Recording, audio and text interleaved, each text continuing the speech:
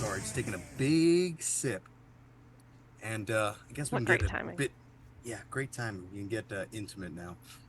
Hello, dear listeners, and welcome to episode 51, I believe. Um, Fred, actually said something disparaging about a certain group of people, and then Hope shrieked at him and said, "You need to leave!" And so he left, and now he's gone. And yeah, so we have Hope subbing in for him. Hey, Hope. Hey, Yeah, we don't Paul. we don't put up with that nonsense around here. No, no, we don't put up with that. He needed to leave, That's and right. now he's gone for good. In I'm memory of just, Fred. yeah, Kraken. I'm just kidding. That's not actually the reason Fred is gone. The real reason that Fred is gone is because of this most recent comment that we've gotten on the orchidectomy video. Somebody said, now that it's been brought up, when Jimmy on the block episode, what are you telling us what to do, bro? That's why Fred left. He couldn't take the demands. He's like, this is too much pressure. Bye. Yeah, now it's got our third mic here now. Hope. If Fred Happy was to here, step he'd in. yeah. If Fred was here, he'd say something like, "I hate dork," and then we'd all go, and then. Oh God. He calls me a bitch and he thinks it's hilarious. It is, to be fair. He's the only person that can regularly call me a bitch, and I find it amusing. He does it with his fedora on. Yeah. Oh God. Bitch, his fedora and a like big leather trench coat. Bitch. And a slut vomit shirt. Yeah. I always told Fred that's a really great name for a band, Slut Vomit. I like that. Oh, it's also one of the best logos. Yeah, it's pretty Great cool. logo. It kind of reminds me of like early, like not like late 2000s LA thrash bands like Tyrant or Fueled by Hmm. Fire or like who the hell else had a logo like Velocity. I think Velocity's still around, weirdly enough. But yeah, they kind of had one of them sharp looking like MS Paint ruler type of logos. Yeah. Yeah. Well, I guess I want to know. I want to hear from Paul a little bit. Paul, what have you been up to? Anything awesome? Just rehearsing with You Told My Pros, and then we were mixing last week too. But other than that, nothing much. I saw what movie did I see? I saw Monkey Man though recently. The fuck is Monkey Man? It's like a John Wick type of movie. A John Wick movie called Monkey Man? John Wick type of movie No, called no, Monkey no. Man. I know. I heard you. Don't correct me now. Kidding. I can't talk to you that. This looks kind of interesting. Is it just a guy in a mask or what? No, well, I don't know. It goes into a bunch of things. It's like a guy becoming a god, basically, as like a analogy from man to that. But it has to do with like a lot of like Indian Folklore? mythology and shit like that. Yeah, Hmm. but yeah, there's just a lot of like action, but it's like more story driven rather than like the senseless ridiculousness. The da na na na da na na na that Yeah. yeah, that Oh, John oh, Wick has. ridiculousness with Rob Dyrdek. Is Yeah, that what you're talking about? yeah, God, that guy. Oh man, he was kind of annoying on that show, wasn't he? yeah. I want to know what he has over MTV's heads that show is always playing on MTV. It doesn't matter what time of day. You turn on MTV, that shit is playing. Like, what dirt does he have on those execs? I don't know He necessarily that he got has big. dirt. He He's got yeah big. So he had Robin big, and that was huge when it was on. Yeah. And I think that just kind of like lingers in the MTV's kind of memory bank or something. I'm saying Because I don't. he got big to threaten him. So Oh, he got yeah. Well, yeah. Big dead now, so Oh, that's over. Well, this the ghost of Big. I don't know. It's R.I.P. he's Big. haunting MTV. Maybe Didn't know Big was dead. you didn't know that. No. I think he's dead. I'm pretty sure I'm not making that up. I'm also surprised to hear this. No, I think he's dead. There's some. So Some yeah, You gotta sad Robin have news. Big's death. some type of 2017. compromat on them. What'd you say, Since Paul? when? 2017. Yeah, Oh okay. shit. It's been a little while. R.I.P. Big. I remember there was one episode of Robin Big where he was trying to like patent an invention called man pawns, where it's like a tampon except for a dude who has like swamp ass. That's what he said. That's pretty gnarly. And he's like talking about it and he has one eye closed because he's got that like weird squinting thing. Taking those to the hardcore show, you know what I mean? Oh, the man pawns? Yeah. Give that People to any get s- drummer, you're good. Yeah. I remember Nathan described something about like something similar to that, except he called it mud butt. And Trevor's like, "What the fuck is that?" It sounds like a 5-year-old. He's like, "I got mud butt." I thought my butt was like you. Mud, I Like, think mud butt shit. is when you shit in your Yeah. pants. He goes, "Oh, you never had mud butt before?" No. Not saying I never shit my pants before, but fucking get rid of it. Dude, Strong start here. Yeah, I know. Poop and Robin Big and all that. I think we talked about poop last time. That's terrific. And I said, oh, when the dudes get together, the poop is always a topic of conversation. But here we go again. Just one of the guys. Mhm. Hope one of the dudes. One of the dudes. I looked up that movie Monkey Man at the images, and there's an actual image of one of those guys who has like that genetic disposition where they're like all hairy in the face, like a chimp. Oh yeah. I think there's like another one that's even more severe. It's called like werewolf syndrome or something, where they actually look like I don't know, their whole face is like covered in hair. It's kind of strange. Oh yeah, I see that image. I guess it's the got only that movie guy from The Green Knight in it. Okay. Yeah, exactly. I guess it's his directorial debut.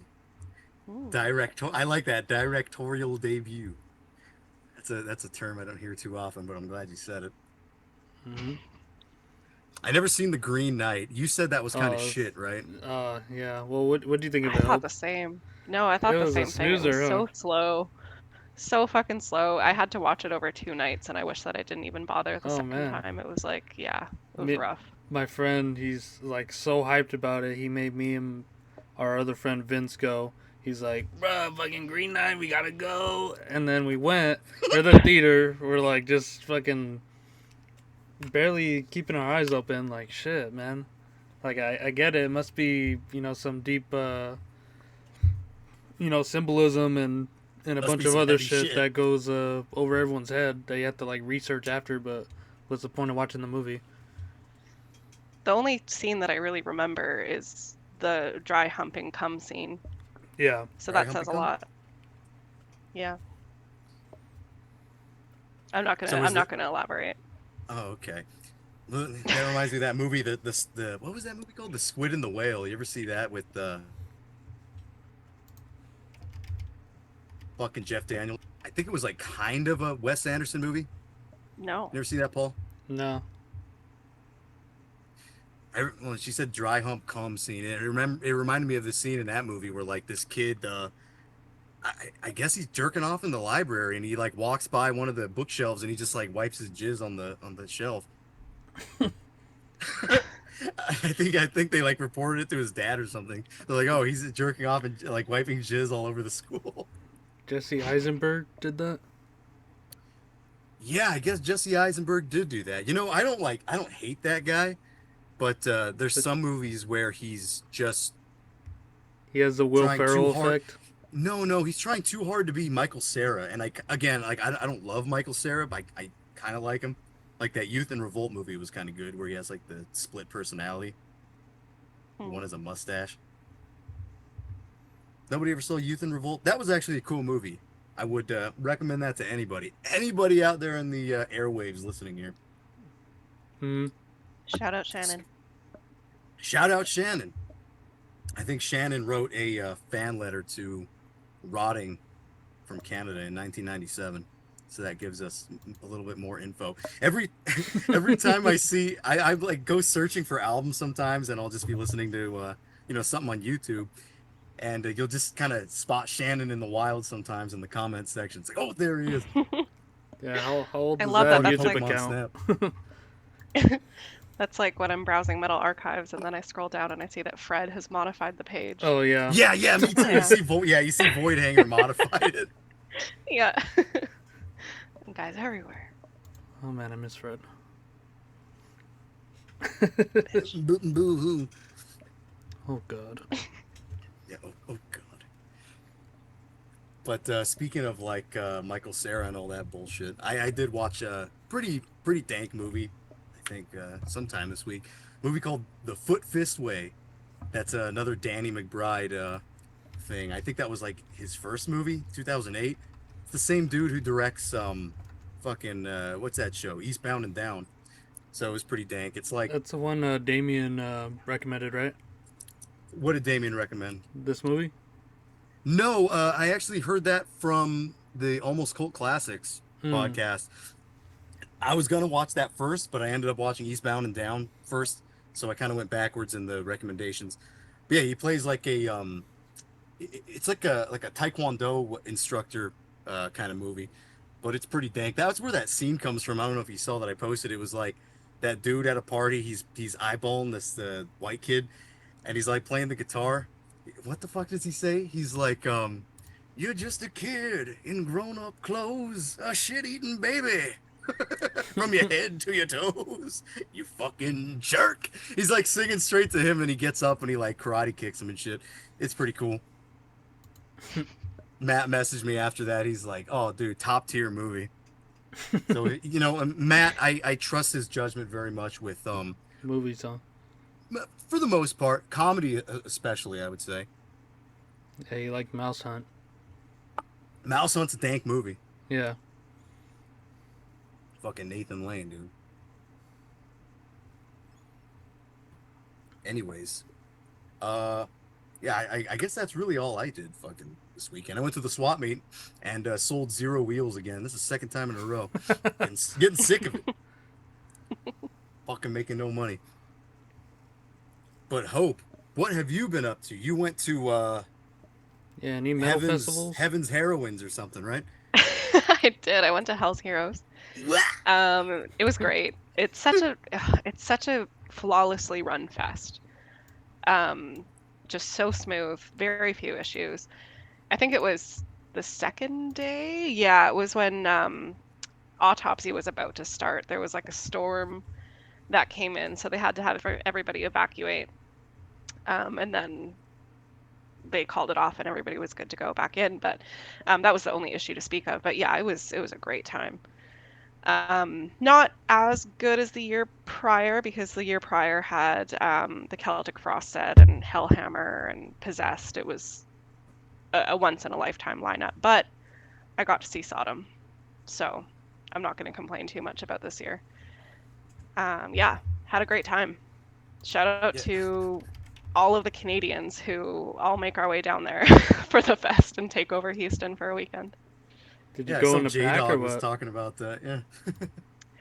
I didn't go in a pack, but there were plenty of friends from Vancouver that went down. I went down and stayed with gonna say, my fiance and some mutual friends. And Okay. I was gonna say, how do you spot a Canadian at a metal fest? You'll have the insignia. yeah. Well, I actually do. I have keep a little maple leaf on my vest, and a few people pointed it out. Kind of like There was one guy. There was one guy who was standing next to me during Sirathungal, which was a great set. Thought you were gonna say jerking And, off. Not to my knowledge.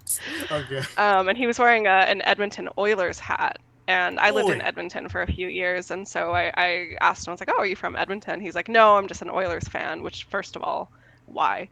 And then I said, know what "Oh, I that used to is." live in Edmonton for a few years." And then he goes, "Oh, how'd you like it?" And I said, "It's fucking awful. The city sucks." And then he just didn't know what to say to me from the rest of the night, so we just didn't talk. But yeah, lots of Canadians. You can always point them out. We're all drunk. We're all having a good time. I was looking for your buddy James, and didn't see him around. Guess he was on stage. He was Oh, getting did he some, play? He was with the band. yeah, he was getting some footage on the side of the stages.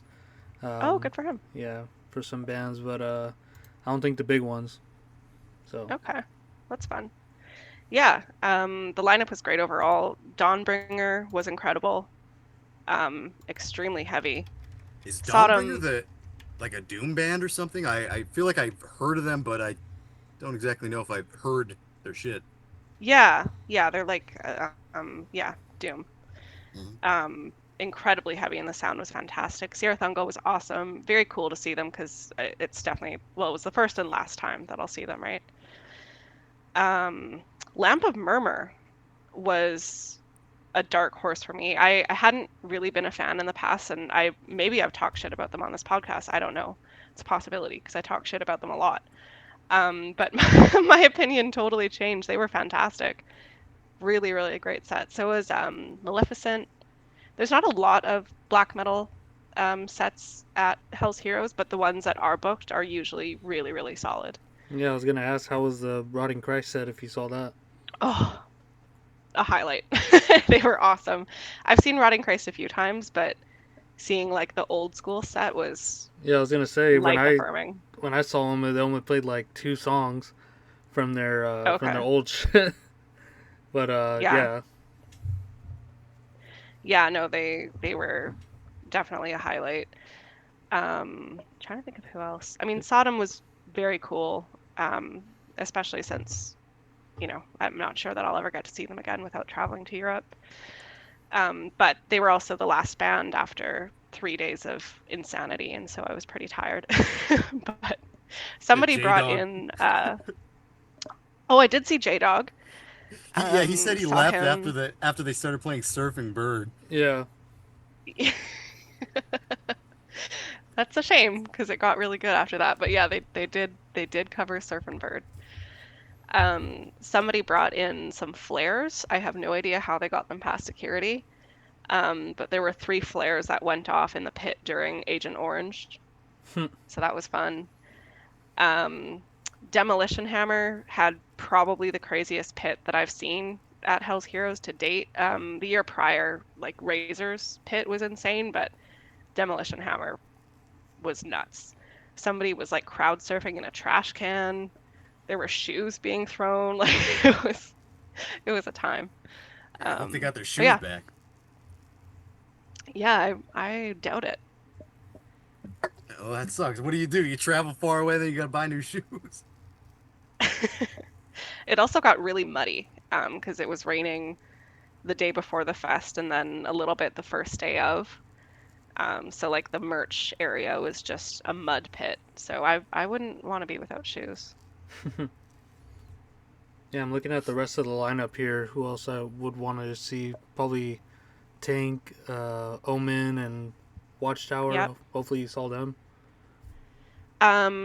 No, Watchtower I did not catch. Bruh. Tank was fun, but also like what even is Tank anymore? Like I don't even know if there's any original band members in it, so it kind of sounded like Tank karaoke. It's a classic set too, so Is it? that's Is a it bummer. not Yeah, this? Is it not the OG singer in Tank? I actually don't even know. it might be the OG singer, but the rest of it just kind of sounded like cover stuff. And then Omen was fun. They were great. But the singer, same thing. Obviously not the original singer, and he wasn't quite up to par, but it was a fun set. I had a great time. Yeah, that's the thing about those old like classic bands. I don't exactly know if they have the same lineups because I'm not exactly sure who some of these guys were. Especially Yeah, like Hellstar too. I would kind of like to have seen Hellstar as yeah. If they well. look older, I'm like, okay. Yeah. They maybe Yeah, played you're on an like, oh, album. yeah, exactly. Hellstar was fun. They ended up playing the fest 3 times so I think they played an after party on the first day or something, which I didn't go to. And then they played a set the first day, and then Agent Steel obviously canceled and backed out of the fest, and so Hellstar played again in place of them. Wait, why'd they cancel? So he literally Agent Steel, because they always cancel. Mm, I think it's been like years or something since they've actually made a commitment. damn, I was gonna say that's the closest Um, you can get to Holy Terror. Yeah, pretty much. I don't even exactly. know if it's the same guitar player. Well, he left back in fucking '86 or something, Yeah, so probably not. Yeah. But yeah, so the guy from Hellstar on their last third and final set, he got up there and was literally apologizing. He's like, I know you guys probably don't want to see us again. But they were great. They were fun. What songs do they have? Swirling Madness. They have that, and they have what was that main one they have? Baptized in Blood seemed to be the one that everybody Yep. remembers. Yep. He comes out in like a little cape with vampire fangs. I like how you say that. He comes out in a little cape. No, nice little cape, but Well, and he is little. He's got to be not much taller than like 5 feet. 5 feet. Little guy in a little cape. Yeah, Yeah. as opposed to a fat guy in a little coat. Yeah. I just watched that movie recently. So good. I love Tommy Boy. Shout Yeah, out bring Raph. up shout out Raph. Yeah, he likes Tommy Boy too. Raph's ears are gonna perk up. Huh? Yeah, I guess Jdawg. He was saying like 50 people came up to him in like the first, I don't know, hour or something. Mm-hmm. He's It fucking seems that nice, I but believe like, it. damn. Yeah, damn, leave me the fuck alone.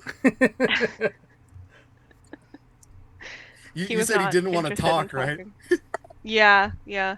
Well, I sat down for a few minutes and then I turned to my left and he was sitting right beside me, like That 5 picture feet you away. took was like, I thought that was like a fucking meme or something. That's like perfect. So funny. My favorite part about it is he's wearing like dad shoes, like New Balance runners. I love That's it. the way to go. But yeah, he was nice. He was nice enough. It was just you could tell he just wasn't really up for conversation, which is totally fine. You know, I don't really have much to talk to him about, but I couldn't resist saying hi. So it was neat. I just saying, hi, Jdawg. Yeah. I just went up to him and was like, "Hey, it's so nice to meet you. Hope you're having a good time." And he was munching down on a quesadilla. Yeah. He said, yup. Yep, basically. I don't exactly remember what he said, but it was like, What, nice you to watch meet you, and Meth kind of like waved me along. He said, walk away, He was with brah. people too. Oh. I wanted him to call me a poser so bad, but didn't get around to it. Start recording a video. Hey, can you call me a poser? Exactly. Yeah, you could do like cameos or something like that. Just call people posers for their birthday. He should. That's a great idea. I'd buy it. Speaking of birthday, I guess Dan and I are both very recently 30. Happy birthday, Dan. Happy birthday, Hope. Happy birthday, both of you guys. Thank you. Thanks, Thank you. man. Feels good, I think. You got a whole year to tell us. Oh, Let how us it know. feels. Yeah. Let's see, who else played there? There was Morbid Saint and what was that, Queensryche too. How was that? Yep. I miss Queensryche. Uh. I know. I know. Which is horrible. Oh, you but are the my Queensryche fan, right? Yeah. Oh, okay. Yeah, and they did the Warning set too, Warning, which I heard was awesome. So yeah, unfortunate. Solitude Eternus was incredible. Really, really great. His voice is just timeless. Yeah, they always seem like a cool band. I mean, I've heard a little bit of the first album, and it seems like solid doom. Everybody seems to love them, but they're just one of those bands I discovered late, I guess. Yeah. And there's obviously Candlemass. Mhm. You missed them? I missed them too. Because they played after Autopsy. So what had happened was they kicked everybody out because The storm. the storm was coming. And it was right before Autopsy, and immediately after Autopsy was Candlemass, and the weather looked like there was going to be a tornado, and we had heard rumors that a tornado was coming in. It started like hailing and everything, and we were like, what are the chances that this is going to go on? So we just headed back to our Airbnb. And then by the time that we heard that they were putting it back on, it was like, But I heard that the Candlemass set was okay, you know.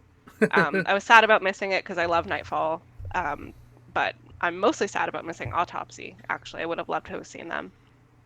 Never seen them. They were nice when we saw them. Yeah. That was a Oh long yeah, time that's ago. right. You What was guys saw that? them recently. No, I was like No. 2012, Yeah, Okay. that was a while ago. quite a while ago.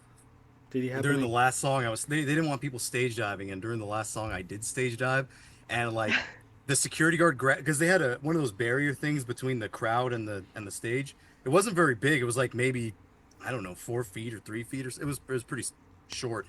And the security guard grabbed me, and my friend grabbed me, and they were like having a tug of war. I was wearing Paul's backpack, like carrying his shit, and they were like fucking tugging on me. The security guard and my friend, and the security guard won, and I fucking got slammed to the floor.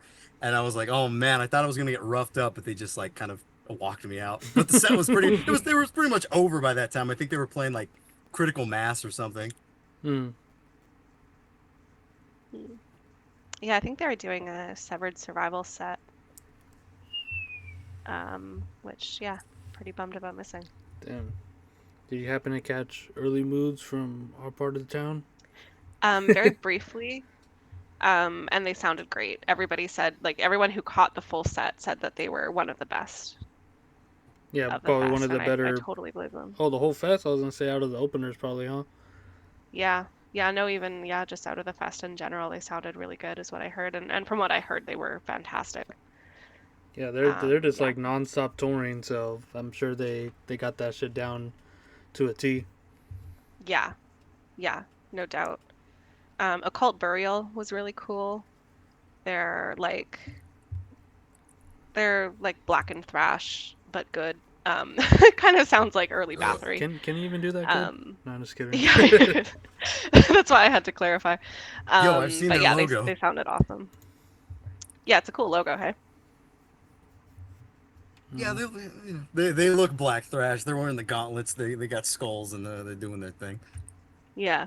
Yeah, it's like evil metal. I think they even have a song called Evil Metal, so but yeah, they were fun. They did a Bathory cover. Do you remember a kind of like black and roll band called Omega? It was like kind of popular like in the late 2000s. No. Nope. It reminded me of them because I know they have a song called Evil Rock and Roll. Kind of like Black Motorhead-ish. Mm. Sort of like Whip Striker or something from Brazil. Yeah. Anybody remember like Whip They're Greek. Striker? Yeah, Whip Striker rules. Who's Greek, Paul? Omega. Oh, yeah, I guess they are. Yeah, they're Greek playing like Motorhead black metal or something.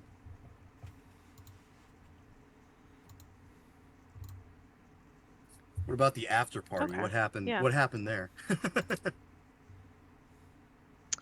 There were a few after party sets. And that was kind of cool because they had different genres play. So like Twin Tribes, who's like a dark wave band, played one of the nights. They were awesome. Oh, I've heard of them. Fucking Drew likes them a lot. Yeah, I think last time I was there, he played that. Okay. Nun Slaughter, which I'm surprised that they weren't on like the main fest. But had never seen them before, so that was neat. Yeah. Yeah. I mean, you're so tired after a full day because like these things start at like noon, and then the last band gets on at like 10:30, 11, and by the time the after party starts, I'm just kind of in my old age of 30. I'm ready to go back to the Airbnb and hang out. Well, I know fests. I can only imagine. I've been to like one fest in my whole life, but it was a punk fest, and yeah, it's just too much to all fucking day, all fucking night. Yeah.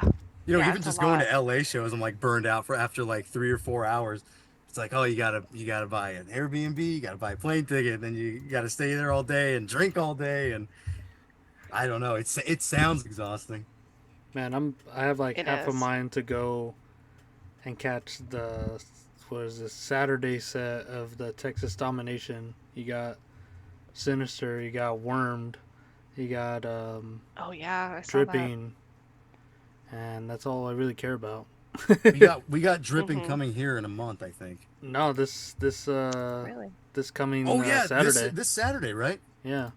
Okay, I was supposed to go to another fucking swap meet, but I think I'll miss it to go to dripping. Yeah, No. you gotta. It's gonna be right down the street. Where's that at? It's at VFW in El Monte. El Monte. Okay. Yeah. Yeah, all right, we gotta go. Yeah, not LA technically, so. Yeah, James will be there. And Drew. Andrew and Big Drew moshing again, getting hurt for like another month. Yeah. Not Andrew, but James and Drew will go. James Andrew. Have you guys seen that Forged in Defiance Fest lineup in October in Texas? Nope. No, the only It's other one I know about is that Metal Threat. I heard that got yeah, canceled. and you saw that got put off, hey? It did? Well, it Yeah, got a whole year. postponed. To Yeah. when? 2025. Oh, that was supposed to be like the Terminus meetup. Yeah, exactly. He was like, a death metal guy was like, he's like, every time I'm about to see this fucker, something happens. Oh, to see Oh, his, they've never his met in bro. person? They met They twice. met once. Oh, twice? Oh, Yeah. Okay. Yeah, we funny. met the death metal guy once. Yeah, and then we were supposed to meet black metal guy that same time, but a fucking storm got in the way of He that. was supposed to show up too. I forgot about that. Yeah. But I'm trying to Yeah, look at no, So some much, the so much stuff. insanity. yeah, the Forged in Defiance Fest has a mystery headliner and the rumor. GBK, you the mean, right? Yeah, yeah. So that's interesting. I think Crucifier is playing too, which is sick as hell. I'm hugely into Crucifier lately. Yeah, the RFI just did an Um, episode on that. I saw that. It was awesome. Mm-hmm. Shout out, Jeb. Yeah, shout out. But yeah, that lineup looks pretty good. And I think it's happening the same weekend that Metal Threat was supposed to be happening. So now it's kind of nice that people who want to do both can do both. But we will see how much Metal Threat can retain the original lineup. I would be very surprised if they can keep like Sabat.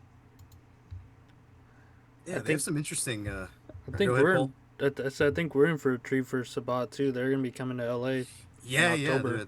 they're Oh, yeah, coming to that's our right. our place here too. Yeah. It's like we're not exactly from LA. We're like 13 miles east, but Mhm. and when we talk about this on the show, it's like God, we kind of hate driving to LA. It's kind of shit. Yeah, I got it. I go down to, because I'm in Vancouver, Canada, I go down to Portland and Seattle sometimes for shows, and it's kind of I heard- shitty. I mean, I heard Is that's that- really shitty over there. Oh, Portland. yeah. Yeah, not I my didn't know favorite. Seattle was shit, but I heard Portland was a piece of shit. Yeah, yeah. Well, the last show that I went to in Seattle was a good time, and I'm going down again for a show that Maryland Death Fest is putting on with Bloodbath, Primordial, Archgoat, Oh yeah, which will be great because I've never seen, well, any of those bands, and I definitely won't see like Primordial again. So that'll be cool, but probably a bit further than 13 miles. I don't know what miles to kilometers are, to be honest with you. Isn't it like the same? I no. think. I don't It's think not that. so. Well, dude, I don't know what the fucking conversion is. None Okay, of so us 13 do. miles is 21 kilometers. Oh, that's nothing. Okay. 21 Yeah, Seattle's like a kilometers. 3-hour drive. Oh, okay. Yeah, I think LA is not even that far. I still hate going. It's only like a 30-minute drive if there's no traffic. Yeah, no, I get it. I went down to see LA for one show years ago. It was 1349. And I had a good time. I was But gonna say never know. again or what? it would have to be a big deal for me to want to spend the money and make the trip down to LA again. Yeah, this Forged in Defiance Fest. They got some wild bands playing here. They got Subservient Perversity. I think that's off like Satanic Skinhead. Didn't that guy change his label name to something else? The Satanic Skinhead Propaganda. Isn't it something else now? I'm not sure. I didn't hear about Yeah, I that. don't know. Oh, you got them. Who do we have? GBK apparently. Yuck the Blizz. House of Atreus. Oh, all right. Yeah, and Crucifier. You said that's pretty good. I know Crucifier played at some like super secret show in LA maybe 2 or 3 years ago, and apparently somebody parked out right outside the venue, got their car like set on fire by some sort of protester or something like that. Wow. I don't know, you hear about that every once in a while online, right? You hear about the people protesting like black metal shows and things. Yeah, Yeah, that's it's pretty ballsy for Texas. I just bought the 2018 Crucifier record last night at like 1 a.m. After I watched that RFI episode. I was like, man, I should buy that. So, So I dude, bought it's it fucking from, great, dude. oh, fucking great, dude. I got it from Death Rune Records, which I've never bought from before. Oh man, that's gonna But take a. I don't know. What, is that the one from Spain? Yeah, I I think think it it's is the one Spain, from yeah. It's Spain. gonna take a That's where I minute. buy Yeah. my T-shirts. Yeah, my t-shirts just Yeah, fall their apart. t-shirt I have, selection is I have all my crazy. shirts. Have all my shirts imported. Yeah, and then they just fall apart. No, Deathloop isn't the one that falls apart. The ones from fucking France fall apart. Osmos T-shirts fall apart. I got I Osmos, got and yours from there. I just recently placed an order with Noev Dia. I got like a DSO shirt and a Catharsis shirt, and the quality is horrible. It's so bad. That's from Osmos. No, Noev Dia. But whatever. Oh, okay. I think Osmos stepped up their game because I bought another Axis shirt and it seems to be holding up pretty well. I Mm. remember, yeah, the one you bought me, Paul. Like, Yeah, that it was got a from bunch of Death holes Rune. in it right away. Yeah, that was from Death Rune. Oh, that was from Death Room. Yeah. Oh shit, I thought it was from fucking Osmos. Mm. No, some going on during the travels. I just got a Judas Iscariot shirt from Osmos, and it's fine. It's just like Gildan heavy. There you go. That's good.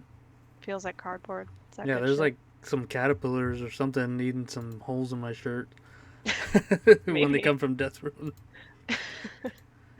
Yeah, I had some in my cart, and then I thought twice, and I was like, you know what? I'm just gonna stick with the record.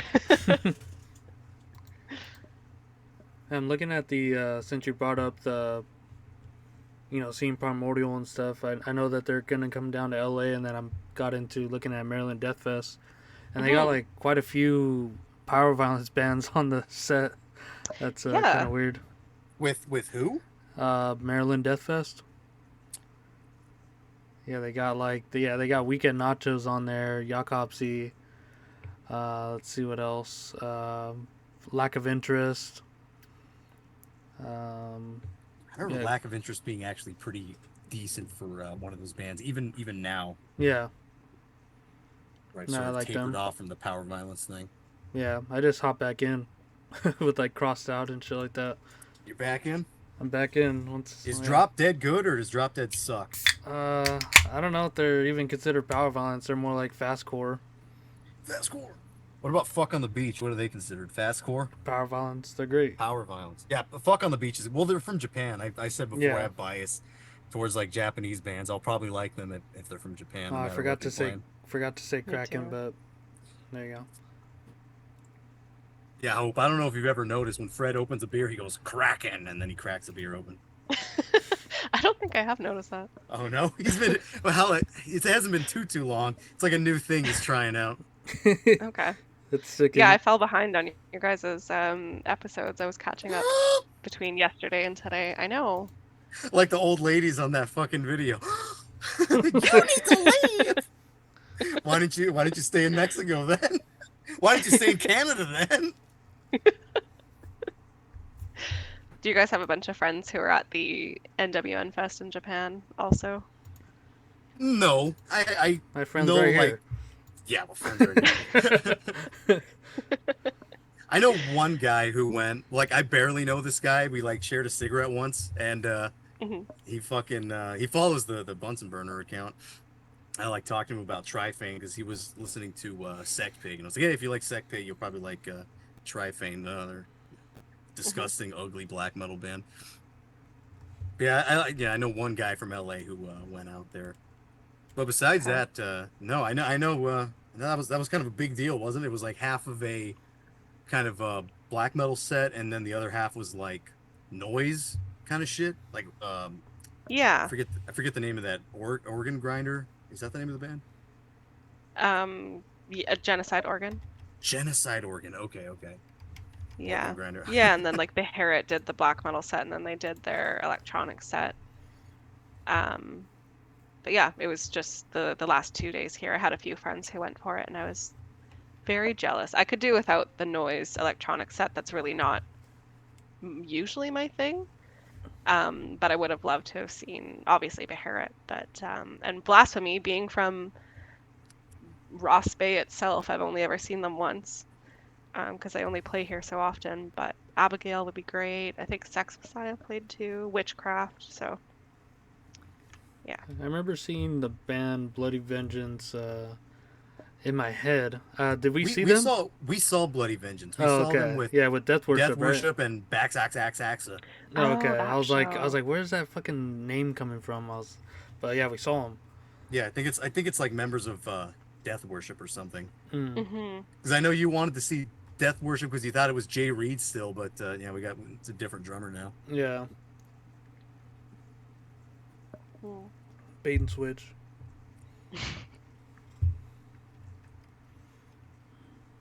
Paul, do you remember? I'm kind of gonna do a throwback here, but a throwback to something that I don't think we ever talked about before. So a quick catch up. Paul, do you remember I told you about somebody that my mom knew, like her boyfriend died, and they told me and my dad to go pick up their stuff at like a storage unit, and we found like boxes of pee in the fucking storage unit. Do you remember that? Yeah, vaguely. Yeah. And like some spilled in my dad's van. We had to like fucking spray at the car wash. The guy was like living in there, right? He wasn't living in there. He just like had all his stuff in there. Oh, okay. And there was like boxes of fucking pee. Okay, this is gonna be really gross. But you know, I think this is a metal show. I think we can get a little bit gross sometimes. Yeah, we talked about But, poop. like, We could talk about pee. Yeah. This is like demonic pee. Okay. This is piss. This is piss, bro. I guess my mom was talking to this lady who is like obviously some sort of druggie. She has that like 80-year-old woman face, but it's on a like 55-year-old woman's body. You know what I'm saying? You've seen these people. I know someone in particular. Yeah. Yeah, I guess my mom was like talking to her on the phone, and like she wouldn't shut the fuck up. My mom was like, "She's on the phone for 2 hours," but I guess she was revealed something about those boxes of pee my dad told me about, and I was like sort of flabbergasted. he goes, you know what? He goes, you know those bottles of pee? He said, you know what they were for? I'm like, no. He goes, he's a meth addict. He goes, what meth addicts do is they'll drink their own pee to like get high on the meth crystals that are built up in the fucking urine. So that was his stash of like drinking piss. Oh man, so that was man. like I've heard of like hitting resin hits, but damn. Piss hits. My dad goes, if they would have told me that, I wouldn't have gone and picked up that stuff. Piss hits. Speaking of that, dude, you know that little SpongeBob figure that I have on my desk at work? Mm. That came from that guy's storage locker. I'm looking at it right now. If there's not a band called Meth Piss, there should be one. Meth Piss Drinker. Yeah, there you go. Yeah. And I was like, oh, dude, that's like fucking like a demon, like straight up demonic fucking behavior. Yeah, I've heard of people huffing their own shit, but never drinking their own piss for a high. I wonder if it's all placebo too. It's like, yeah, no, I'm getting getting off that shit. It's like, no, but you're just drinking piss. And it's sterile. What did you say? Dodgeball? I don't think it's sterile for very long. It's sterile when it comes out of you, but I don't think it stays sterile. I think as soon as it comes out of you, it's like bacteria fucking immediately goes into that 5-second rule for piss. Yeah, you got the 5-second rule. Drink it now. Oh man. Yeah, What does Rip Torn say about that? Because he says he drinks piss in Dodgeball. Forget. I think you're Rip Torn. Oh, I thought you were thinking of talking about that other guy, Rip Taylor. No. Who was in Jackass. He's like, oh, it's Jackass, it's over. He goes, you should call the new movie Son of Jackass. And then they're like all old and they're in that field and they're like getting bombed and shit. You remember that? Yeah, and he's like always lighting like some fireworks or some shit. Yeah, that guy. And then he like pulls off his wig. That was a good idea for them to be old and then be like blown up and die. That was a good idea for an ending skit. Pretty creative stuff. Speaking of endings, have you seen the new Curb? I haven't. No. I fell asleep last night and then I ended up watching what the fuck was I even watching last night? I don't think I watched anything. I think I was just doing that. I was just doom scrolling. Just huh? Dan Yeah, I didn't think I watch might have just been nothing. doom If I had a scrolling. I nickel, didn't watch nothing either. if I had a nickel for every time Dan didn't watch something, I'd have a nickel. Oh wow. Oh, watch it tonight. I mean, I don't know. The show's been kind of hit and miss. No, it's been the last one was a miss. It's mostly so been missing. I wonder how it's gonna end. I'm like, are they gonna kill off Larry? What's going on? Yeah, kill him. That'd be cool. Yeah, like end the show. Because the last Seinfeld they just spoiler. Don't they go to jail 30 or years some later. shit? Wait, did you see it? No, I got that spoiled for me. By who? I think you. Fred? No, I didn't say that. No, dude, No, not recently. A long time ago. Yeah. Maybe I did. I don't remember. I can't remember everything that I say. Yeah. They do all go That to is jail. true, though. Yeah. Yeah, that is true. You didn't see the second to the last episode. I spoiled that one for you. I said it's really shit. The Puerto Rican Day Parade is a horrible episode. No, I don't think anybody even remembers that one. I'm still about mid season, so I'm just watching X-Files for the first time. that was the next show I was gonna go into, actually. Where you what streaming service? Well, I'm in Canada, so it's going to be different for you, but I know you can watch it on Hulu. I think it's on Prime for you. Oh, okay. I'm watching it on Disney Plus. Why is it on Why there? is that on Disney Plus? I don't know, and it's the only place that I can stream it for free, so I'm paying like $9.99 simply to watch X-Files. It's worth it though. Maybe Great they're. Oh no, that's HBO that had that merge with Discovery. Yeah. Yeah. I don't know. Yeah, Yeah, but not that was gonna be the next show I was gonna watch. It's great. It's filmed in Vancouver, so I'm like constantly picking out different places that I recognize from it. Never mind. I'm just kidding. I like that show, but I always end up just like kind of tuning out and like scrolling.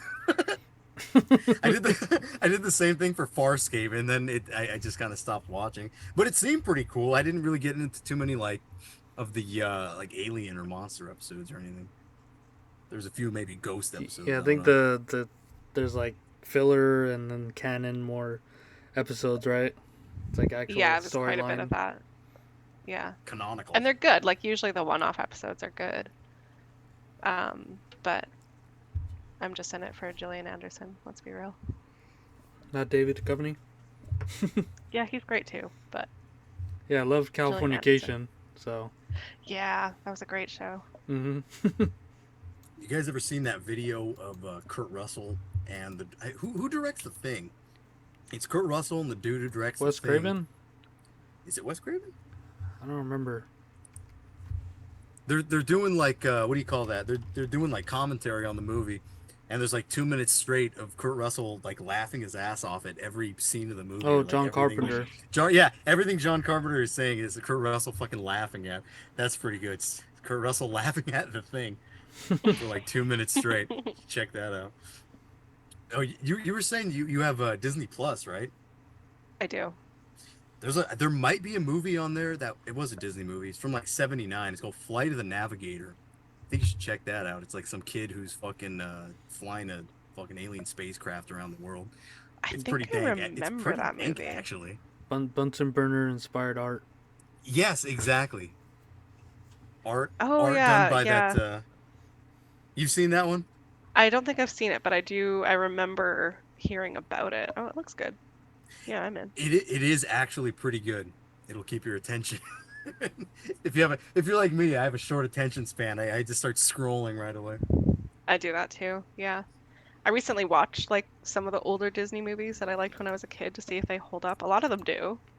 Like which ones? Um, Fox and the Hound is still horribly sad. I've never seen that one. It's good. If you I've can heard it's deal sad with though. I the heard you're gonna casual cry. racism. The Yeah, what? What'd you say? definitely. Casual racism? The casual racism. Yeah. What do you mean by that? Just, some of the like caricatures and yeah, I'm not gonna go into it on a public No, forum, but yeah, it's I wanted you to go into it. If we're talking about a kids movie, I think you can go into it a little bit. Oh, there's lots of racism in old Disney movies, like Dumbo. There's quite a bit of Uh, that. well, are you talking about the crows in Dumbo? Yeah, What was yeah. racist about that? Because I think that they were supposed to be like Jim They were Crow voiced type. they yeah, I've heard that, but I mean I guess they were black characters, even though they were. I guess the Jim Crow thing kind of makes sense. Yeah, I don't know. yeah, I don't know how offensive that was though. But I never seen an elephant. I know I seen a host fly. I know I seen a house fly. And then they sing that song. I know I seen an elephant fly. yeah. I like that. I liked that movie when I was a kid. I I love don't that know. movie. Yeah, they had the pink elephants on parade, and they had Hmm. what the hell else was there in that fucking movie? I remember the elephant fly. I Yeah, remember. I I think it mean, was somewhat sad at the beginning. Don't they like it separate from was. his mother or something? Yeah, yeah. And that's kind of the deal with Fox and the Hound too, is it's really sad. Same with like Bambi, like the deer's mom dies like within the first few minutes of the movie. Is that the only sad thing that happens? Because is that like Because I mean, like, I I'm know. trying to Whoa, fight. I'm trying to it's cry, dog. traumatizing. It's Bambi. I don't think I've seen that movie, but like when I was a little kid, I don't really remember much about it. I don't think I remember much about any of those fucking movies, like Snow White or uh, what the fuck. Like I think I saw The Little Mermaid as a kid, but I don't really remember shit about it. Yeah, you gotta go on That's the why I went Disney back to binge. watch them. Yeah. Yeah, it's a good time. Just get really high and watch Disney. I watched Alice in Wonderland. That one definitely holds up. Great movie. I'm playing the game Oh, right now. The Xbox game. I think it's called uh, Alice Madness Returns. That one's really good. I don't even think I knew that existed. Yeah, that's fucking an awesome game. oh, dude, Hmm. Pinocchio. Now that I think about it, Pinocchio is probably the best out of those old Disney movies, like the cartoon ones. Yeah, He that was gets a great swallowed movie. by a whale, and then he like turns into a donkey and all that stuff. Yeah. Talking about movies that make you cry. I'm gonna make myself a little bit vulnerable here. Have you ever Beep seen the movie? Yeah, beep beep. shut up. Have you ever seen the movie AI, Artificial Intelligence? Either of you guys? No, I think I remember you Um, telling me about it though. yeah, that's with Jude Law, right? It's with Jude Law and that kid, the Haley Joel Osment boy. Yeah, I think I saw that. Like, God, it would have been years ago. Yeah, so it's kind of like a Pinocchio type movie, where he's like a robot, and then he hears the story about the blue fairy turning Pinocchio into a real boy, and then his mother abandons him in the woods. I'm spoiling the movie, but fuck it for podcast sake, for content's sake.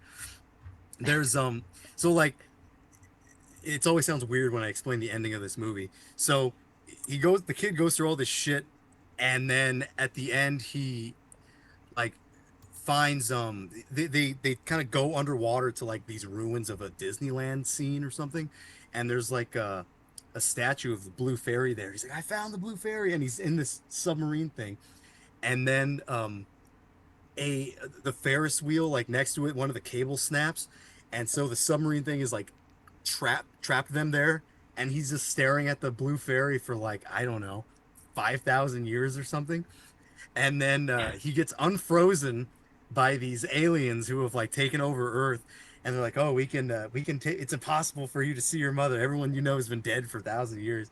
And he's like, "We need some of her DNA." And he has this little teddy bear like partner. And he goes, "I have some of mommy's hair. I cut it for you." It's like I cut it off. I saved it, and like what they do is they bring the mom back for like one day, and he gets to spend the day with the mom. And yeah, I can't contain myself. I'm choking up right now talking about it. Oh. I'm being a little bitch. There's an episode of Inuyasha that made me cry. Do you remember that stupid anime? Yeah. Inuyasha. Paul, you know what I'm talking about, right? Hmm. Yeah, his like the fucking main demon dude. He like tricks the lady that he loves into thinking it's him, and he fucking shoots her. And he's like, "I hate you, bitch," and I don't know. He's fucking. It really got to me. Sounds heartwarming. Yeah, it's not heartwarming. It's heartbreaking. But at that point, at least you know you have a soul. Yeah. Did you see And that movie, somehow, Her? yeah, I did see Her, Joaquin Phoenix. That's a good one. Yeah. I That like was that a movie. great movie, and it It's a was li- also very sad in Yeah, a it was kind weird of way. sad. She didn't the AI kind of like fall in love with like 5,000 other guys Yeah. or something like that? Yeah. It's like what? It's yeah. It seems like There's a Joaquin Phoenix plays the same part in a lot of these movies since Her. He's He always the does. like, oh what? He's this guy, this nervous like I don't know what do you even call it. there's this fucking a screamo band that sampled that movie where it's like yeah the Scarlett Johansson being like you have to let me go. Oh man. That shit's funny. Say, did you ever see the movie Ghost World with Scarlett Johansson? Mm-mm. Scarlett I don't Johansson and think so. Steve Buscemi. Hmm. I think you didn't. I think you guys would enjoy that. I think you'd both enjoy it. It's kind of just a cool movie. It's those two, and it's the chick from American Beauty, that kind of weird looking pale chick, Hmm. the daughter. Hmm. If you remember that. Yeah, I just watched that recently too. Oh, you watched American Beauty recently? Hmm. I I had like to that. see if it was as weird as I remembered it being. There's like some parts that are weird, but it's mostly kind of I don't know the arc of what was his name, Lester Burnham. Yeah, Yeah, the arc of him kind of like standing up to his wife was it's fun to watch. But it yeah, there are is. strange scenes with that girl, and like he keeps fantasizing about her, and there's always like rose petals like flying into his face. Yeah, yeah. I think there was a Family Guy bit where it was like the same thing where she undoes her like cheerleading outfit, except instead of the rose, it's like a bunch of fucking chicken wings going into Peter's face. I do remember that. Yeah. That was an old one. And then the wife is like trying to sell a house, and she goes into the or no, which is the she like starts yelling. You remember that, Paul? No, I haven't seen that movie in a while. Oh, really? Oh Yeah. man. I just remember the lawns. There was a scene where like the two gay neighbors are like fucking jogging or something, and the dad Hmm. sees him and goes, "What is this? The fucking gay pride parade?" I thought that was funny. I I think I also was just watching that with watched. Miguel. I just watched Eyes Wide Shut for the first time too. That's a Never good one. seen that. That's a great movie. Yeah, it was good. I found like in the beginning, not to give too much away, but Nicole Kidman is high, and I found her to be really, really annoying. And that's really like her only scene is like within the first 10 minutes, and then you don't really see much of her for the rest of the movie. Yeah, it's like starts off as like a bickering lovers quarrel, and then Yeah, it's just like just goes away. yeah, yeah. But yeah, it was good otherwise. Yeah, that was Stanley Kubrick. Yeah, can't go wrong. Hmm. I think that's his last Exactly. film too. And he Oh, like really? yeah, apparently like that film he released it and then 2 weeks later he died. And Hmm. then they retracted each film from every cinema that was showing it because they wanted to during like the big orgy scene they switched out the song because I think it was like some sort of poem from the Bhagavad Gita that Hmm. was playing during that. In And it the was- bag of dog vida, baby. And then then they replaced that track for that scene because I guess it was supposed to be a bit conspiratorial for like Hollywood at the time, Mm. which is telling with Kevin Spacey and whatnot. And Yeah, what's that? no What kidding. was that guy's name? Paul fucking Brian Peck, Pickle Boy. Yeah, Pickle Boy. Oh yeah. Did you see that, Hope? Did you see the Nickelodeon documentary? I saw the first two parts of it, yeah. Only two Did more. did did, did they talk about in those two episodes? They didn't talk about Drake Bell, right? Yeah, I think they dropped him right at the No, end, right? At yeah, the they're gonna, second one. yeah, they like, there was a scene at the very end where he like sat down and you could tell that he was gonna Spill the divulge beans. and yeah, Yeah, that's where it um, gets That's where uh it gets serious. yeah. yeah. Do you know what happened to him or no? Yeah, I think he was sexually assaulted or sexually abused for a while. But I don't know if he actually names who did it. I don't think it Pickle Boy, bro. was. It was It Oh, was was Pickle it? It Boy was okay. from the Hmm. Amanda Show. It was Pickle Boy. Spoiler. Yeah. That's a real spoiler. Yeah. Not like a Drake 30-year-old one. Drake was raped by Pickle Boy. Damn. Did-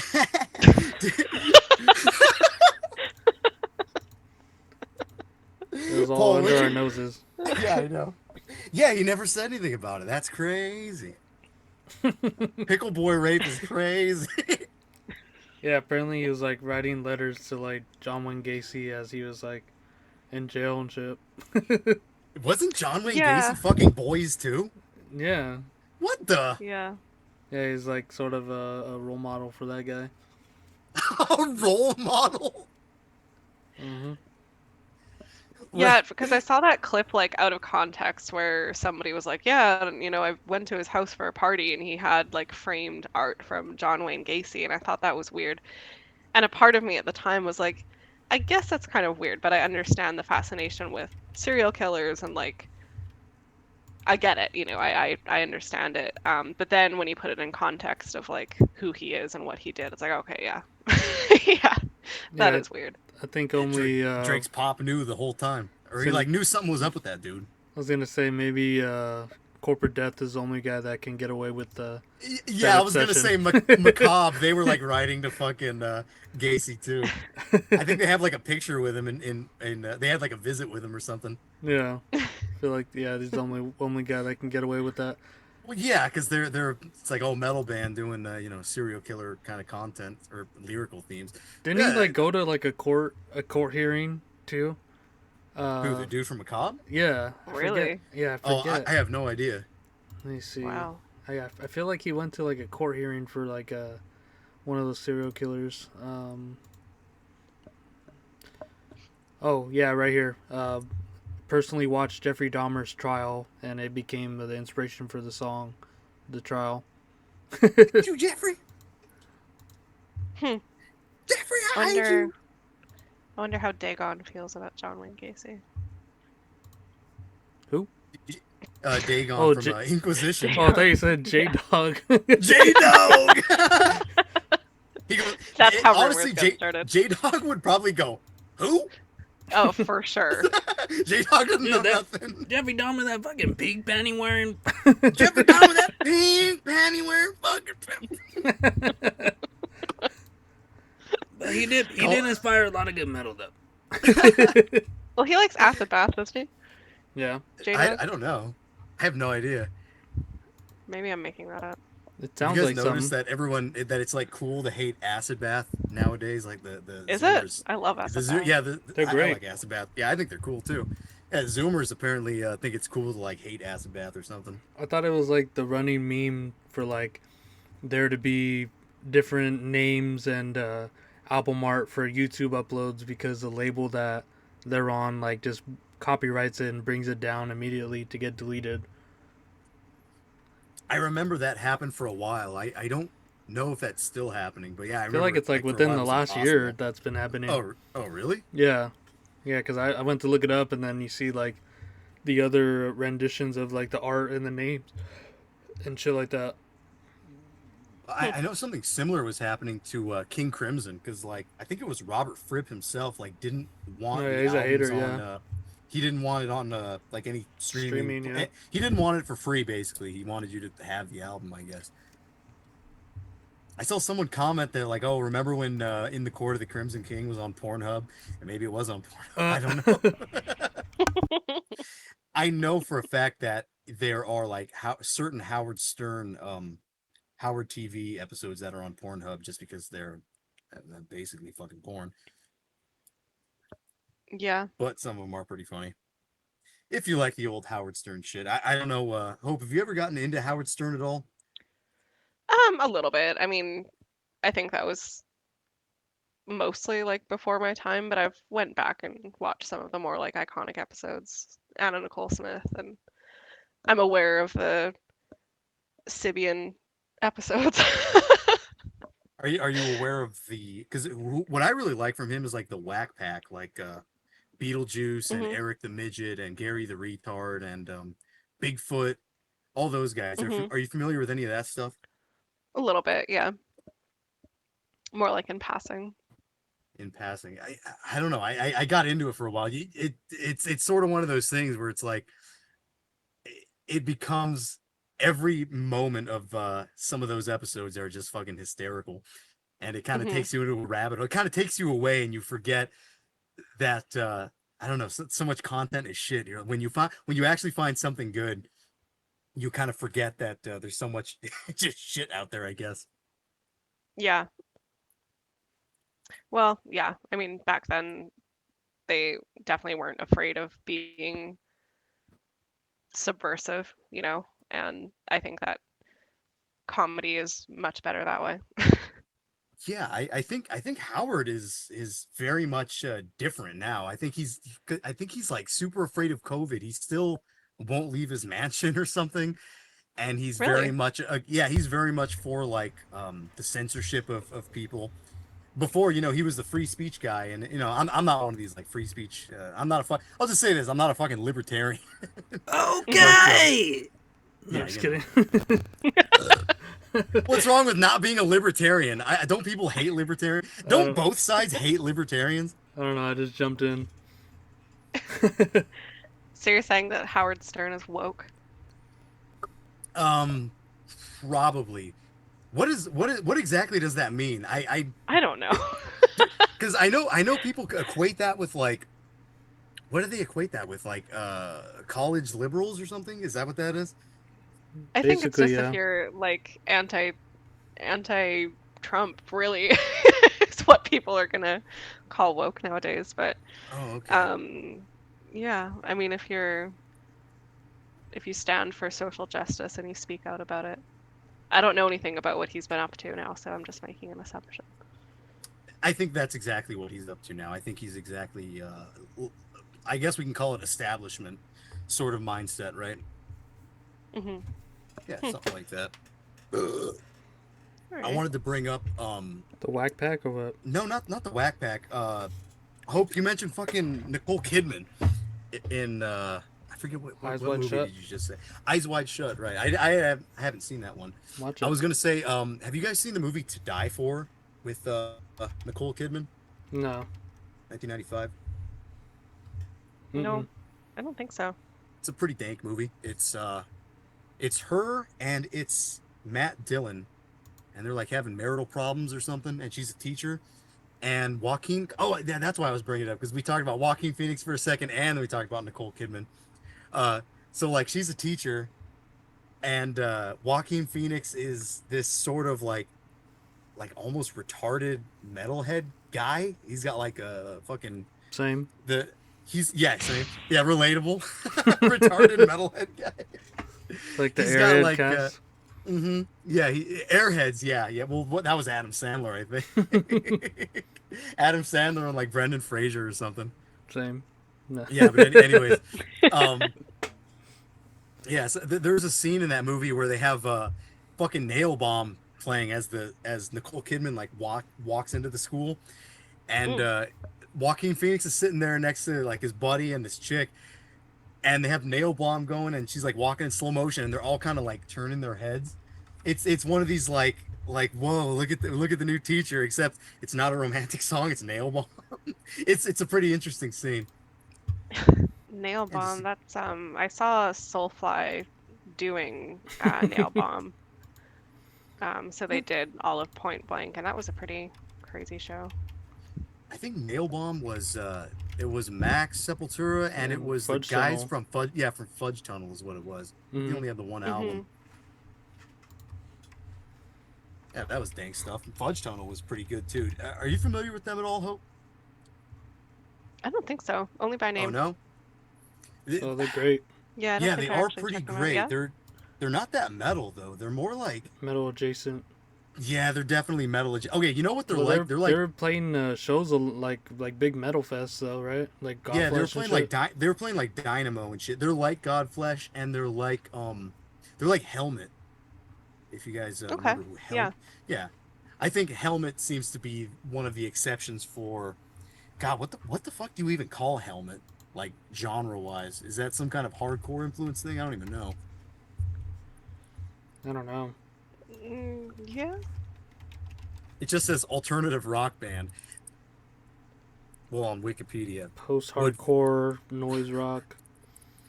what does Fudge Tunnel come up as? It just says English band. It doesn't even give you a genre. So there you go. Metal Well, Fudge Archive Tunnel, says yeah, they're sludge on. groove metal. Yeah, I was gonna say they're on Metal That Archive, makes so sense. That makes sense. Sludge groove Yeah. metal makes sense, but they're actually groovy. They're not they're not just yeah, I guess kinda chug yeah, along. Helmet's like groove metal too. Yeah.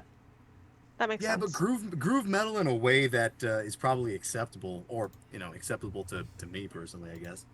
Yeah, yeah, it's not fucking prong. uh, Prong wasn't that bad. I mean, come on. Did you think they were that bad? We did end up seeing Prong with Voivod not too long ago. Oh, Um, I almost went to that tour. Oh, did you? Yeah. yeah, Did they that do like have they even released anything recently? Because like the last I heard of them was Voivod? from what I'm seeing, no, Prong has Oh, released Prong? an Oh, I have no album idea. last year called State of Emergency, and Hmm. yeah, I don't know if I want to look at that. Yeah, I okay. kind of Oh, just that's the one figured with that. the Rush cover. So we heard something from it. Oh, Working Man? Yeah. Yeah. Oh wow. No, I mean, we didn't go for Prong. I mean, I just thought we never get a chance to see Voivod, so I had to Yeah, go see him. yeah. Yeah. I'm glad we got off the list. Yeah, Yeah, Nyx I've is never seen them dripping either, which this is Saturday, I guess. upsetting. Yeah, that'll be great. Do you think that'll sell out? Do we gotta buy tickets, Oh or yeah, should we just show up? I'm gonna probably buy a ticket right now. All right, buy me a ticket. Yeah, there's like yeah, like everyone like from Discords, like big name people around here are showing up, so I'm sure all the little names are going too. Shove your way to the fucking And front of the Sparky already got his stage. ticket probably. Who? Sparky, like Who's Sparky? the twerker. Oh, that feller? Yeah, and Okay. yeah, Julian and Marco are gonna be there, so a lot of faces all know. I guess Anthony's probably gonna go too. Yeah. I'm getting what does that mean? Nothing. But you like Dripping Hope? Yeah, that'll be a great show. They seem to be going like everywhere. Well, within the U.S. So maybe they can make their way up, or at least far enough up where you can come down. That would be cool. They haven't have they released something recently? Because I haven't heard that name in a long time. No, they don't just know. kind of like got like the band back Sebastian. together. Yeah, Sebastian, the guitarist, got like a band. It's all You younger got, like, dudes. some young guys, yeah. Yeah, and they're all Okay. playing with them, and I think that they're going to be coming out with something relatively soon. Cool. And then there's who else? Cephalotripsy's coming out with something really soon too. I think this month actually. Cephalotripsy. Yeah. Oh my God, I haven't heard that name in fucking forever. I always confuse them with, I don't know why, but I always confuse them with Abominable Putridity. I don't know why. Well, they're slammy. They're probably the slam band. They're the Discord like side band. Who, Cephalotripsy? Mm-hmm. Okay, Abominable Putridity. Wait, which is the Japanese one, man? Oh, that's Infernal Revulsion. I get those three bands like totally mixed up. Oh, really? Yeah, I don't know why. Maybe because they're, I don't know, maybe because they're all fucking slam, I guess. Probably heard them at the same time too. Yeah, I think so. I think that's probably around the time I met you and Drew and Anthony, and you guys were all listening to brutal death metal like pretty heavily at that time, I think. Yeah. Did you guys listen to the new Brodekin Yeah, album? and now that Terminus released episode, I feel pretty good about it. Yeah. And 2 weeks ago you were like, "This sucks. Fuck this." Nah, I wasn't. I said I had to give him more listens, but they came to the same conclusions as I did. I was like, this is all just thrash, but just played at the most extreme level, and Yeah. I don't know if what I said was completely retarded. I said it sounded like it reminded me of Liars in Wait. Mm, eh. I loved I it. guess I'm retarded. And I'm not. I'm not. I think I've probably mentioned this before, but like brutal death is generally not my thing. Like it takes a lot for. Even all the It takes something really Canadians. interesting. Fred I know. It takes something really interesting for it to like grab and hold my attention. But I loved that record. I thought the drum production was the awesome. the new Broderick. Yeah. So I was very pleased when Terminus covered them as well as Mutilation, which I love the new Mutilation. too. Yeah, the new Oh, okay. Mutilation's But great. yeah, I thought it was great. Yeah, it's awesome. Yeah, they were kind of saying like what the hell they were saying like once you hear what's behind the muddy production, you get something that sounds like Vader and Chrisen and shit. Yeah, and I didn't even find the production to be all that muddy, really. Like I No, what? No, I think they're talking about like thought it was their great. No, earliest they're talking release. about the original like two albums that were super fucking muddy. This one Oh, actually had something you can hear what's oh going yeah. on. Yeah, and I like what they kind of justified that with. They're saying like, they birthed this whole genre of like sort of this muddy production, brutal death metal that's like extreme, and it's like, all right, well, we're gonna do something. We're gonna clean up our production and show you what's behind it, basically, and it'll still hold up. And Hmm.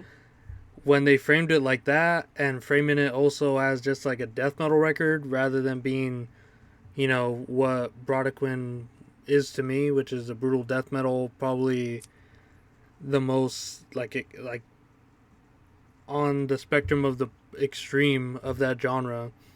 Like when they framed it as just being a death metal record, it definitely shift my opinion on it. And then I Hmm. listen back after that, and I'm like, yeah, that is really fucking catchy.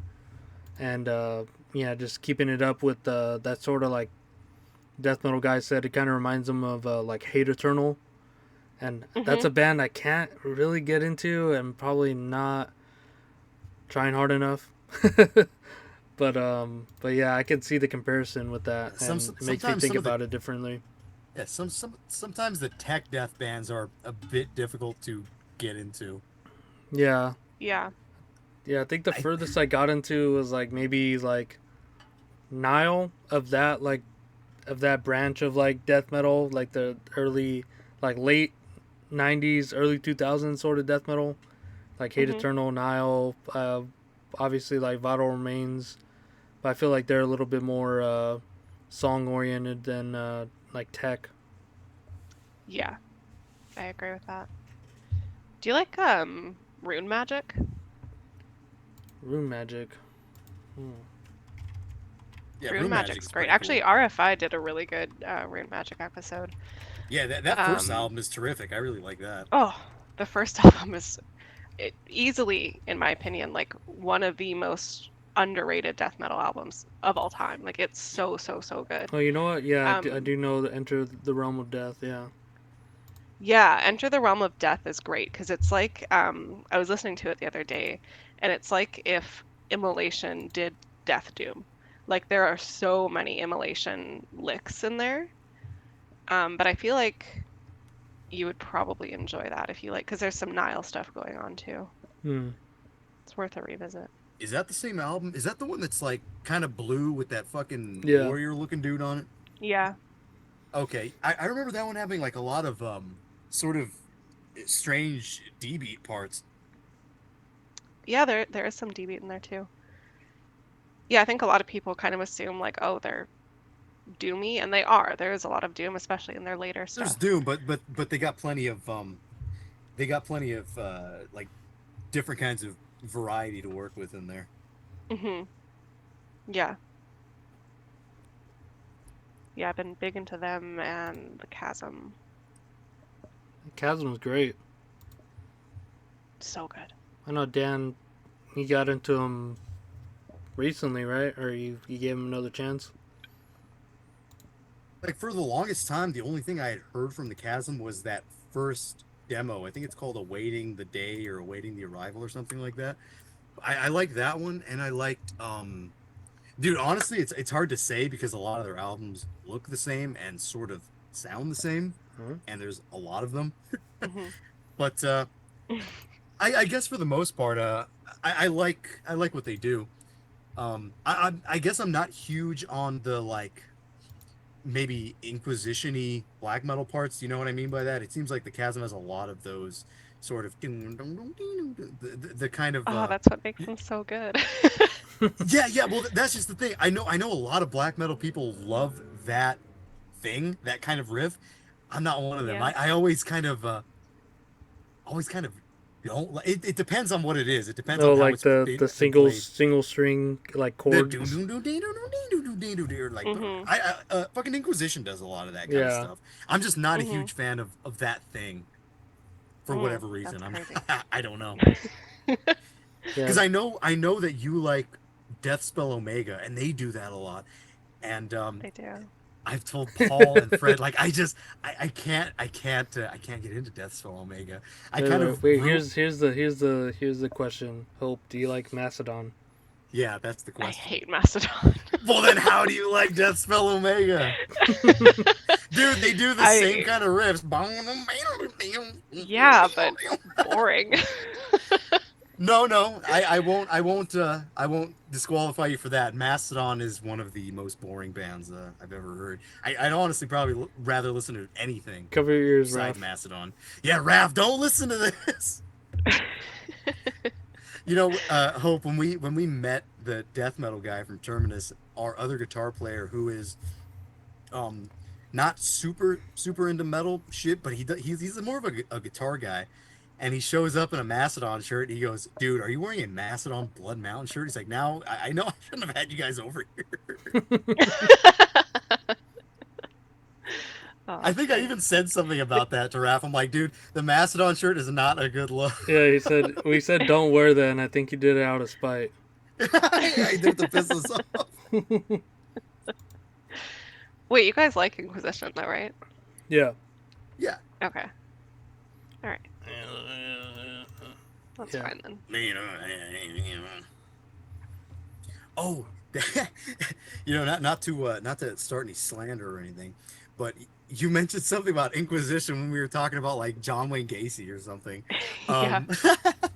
Um, I was gonna bring up, you know that Finnish YouTuber, his name is Rauta. You know who that is? That bald Yes. guy. Have Yeah. you seen his interview with Dagon? Yes. It is very strange. He asks him about whatever some sort of child predator charge. He asks him about it, and he gives Yeah. this answer that is so weird. It's That's all bad. I can say. It's like it's a yes or no question, but he gives this like, people can say what they want to say and people are going to construe. I don't know. The way he frames it was so bizarre, and it seemed like Dagon didn't know how to fucking, or Rauta didn't know how to fucking respond to it. Well, he gave such a political answer. Like he answered it without answering it, Answered it, just really yeah, kind but of danced around it and he like basically said listen, nothing for about 10 minutes. exactly. And that's the thing. Like Inquisition, one of my favorite bands of all time. I love Inquisition. Um, but I after watching that interview, I was like, it is undeniable that you were involved with some sketchy shit because like he Well, just Jub seems to think it was slander. I know he's brought that up before. hmm. Personally, Yeah.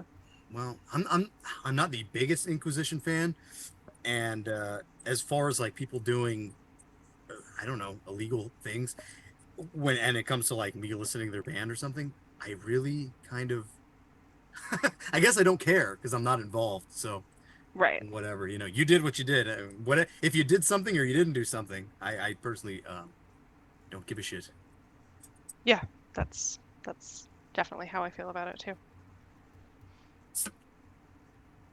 But I mean, he took a plea deal, so See, you know way however more you than feel I do. about that. I don't know anything about that. He took a plea deal.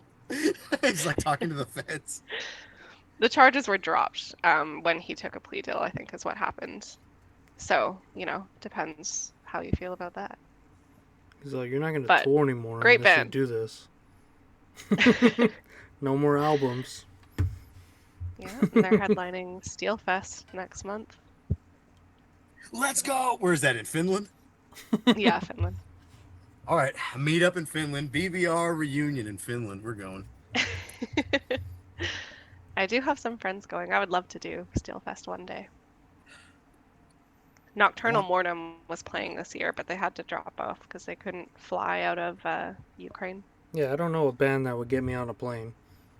Pekenny will get me on a plane. No? I've been obsessed with Pekenny lately.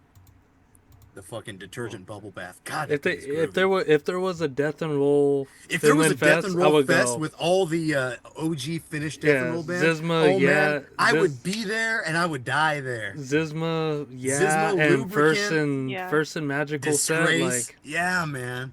Mhm. I'd Oh be yeah, there. man. Yeah, I'd be there. I think that's For- probably the only thing. Yeah, me too. First and Magical is definitely the best Sisma release, right? Hands up. Hands up, don't shoot. Yeah. Hands down. Okay. You don't think First and Magical is the best Sisma release? I don't know. I'm more of a yeah guy, I think. Oh, dude, it's cooler than yeah. It's like yeah enhanced. Yeah, I It's feel like yeah has a advanced little bit more. darkness. Yeah, has a little bit more. They have like the instrumental and stuff like that. It's Long, like tan, and handsome. there's probably way more bangers on First and Magical. Oh hell yeah. It's been a Yeah, while since I've visited either, but I feel like Yeah was more like catchy, right? Like it was no, a little no, more no, accessible that way. No? no. I It's feel more. the First and It's like Magical is way more like poppy, and Oh, okay. Yaz Other way around more. I don't know. It's just I think the whole yeah is strange, and whole yeah has every a certain atmosphere to yeah it. the atmosphere for every like around the whole release just being like the first sort of thing to do that.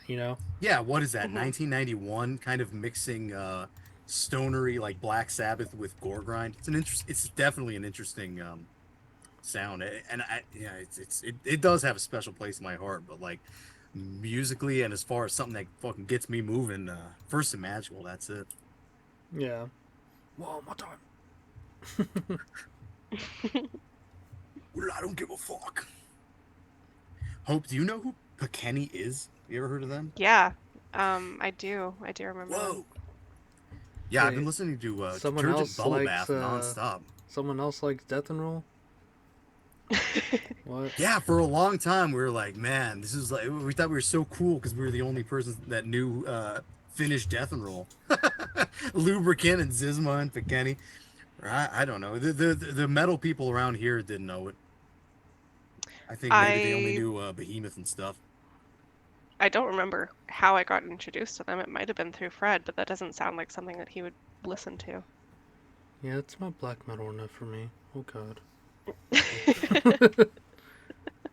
Yeah, you got the Hey, Dominus. is that you Fred? got Fred, the- are you here?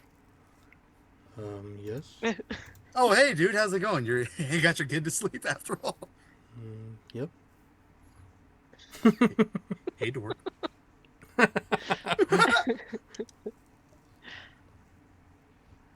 Oh, but yeah, you got like the what was it like Mordecus, and let's see, Pekenny, Where did you say Praxism, Death and Roll. Praxis Dominus. was something else.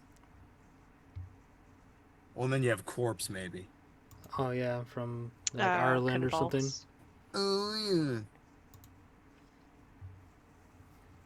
Yeah, very very limited genre, especially like bands that can pull it off. But it's always just been a favorite. Yeah, that's been a favorite. And then that, like, Finnish black metal style that everybody loves now was a favorite for me, too. The fucking, I guess the satanic war master sound, but now everybody likes it. At the time, I was like, "Whoa, black metal! That sounds happy and triumphant." But now everybody's into it. Now everybody likes that kind of stuff. And I mean, at some point, it's like, what else is there? You have that, and then you have the 1349 style Norse core.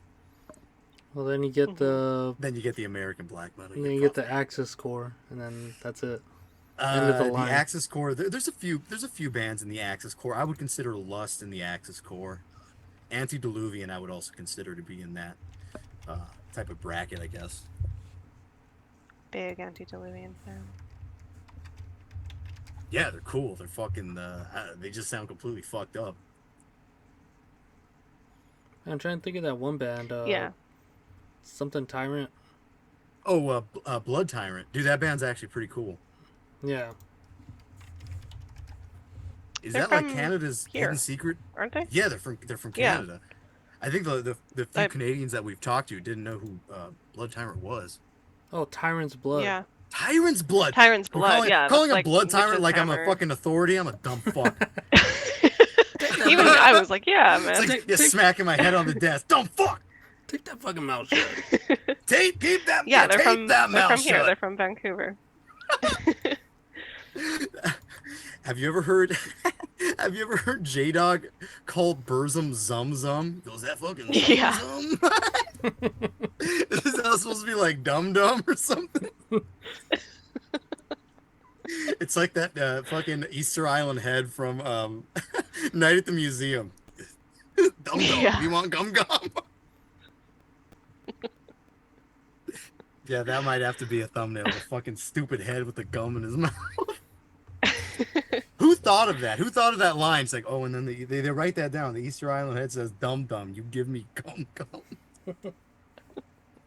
It's good. That's great writing, dude.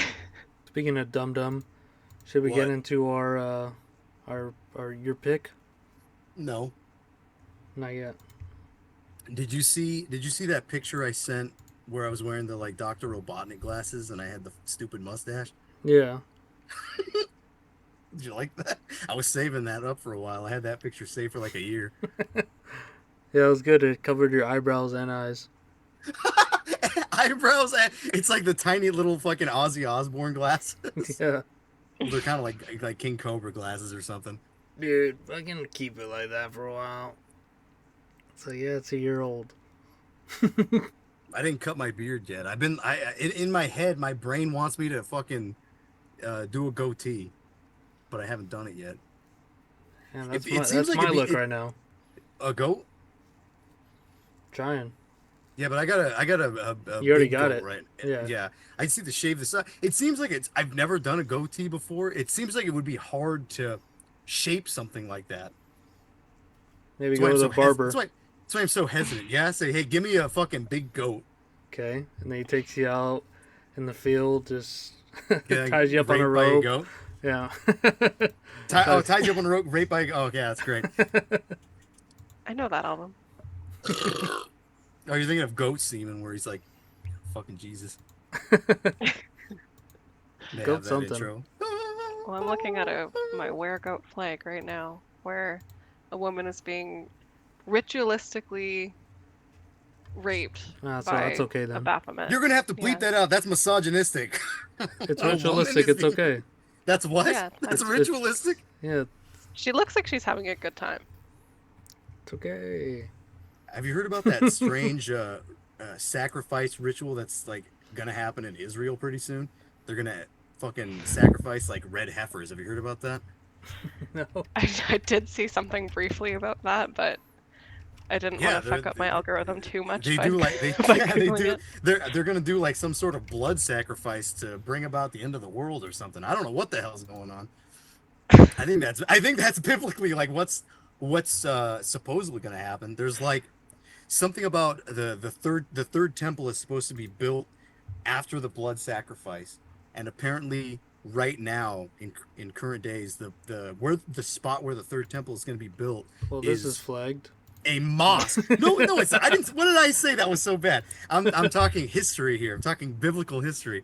Apparently, there's a mosque right now on top of the site of the where this Jewish third temple is supposed to be. And according to what do you call that interpretation, like Catholic doctrine or something like that? They say like whoever takes the throne of this third temple is gonna be the Antichrist. So like Satan. But there's a mosque right there. So I don't know. Who knows if that'll ever happen? Will there be a war? Because if Israel ever tries to fucking like take this mosque, I think Muslims are gonna fucking go ape shit. So that's another war for you. And I think there's already a war going on, isn't there? Big one. I think you're just unknowingly spouting anti-Semitic rhetoric. Unknowingly, that's not true. I'm not spouting anything. I'm talking doctrine here, Catholic doctrine. Something wrong, something anti-Semitic about Catholic writings. And plus, it's in the news. It's all the red heifer stuff is there. I'm gonna Google that on my not work look computer. it up. Yeah, not on the work computer.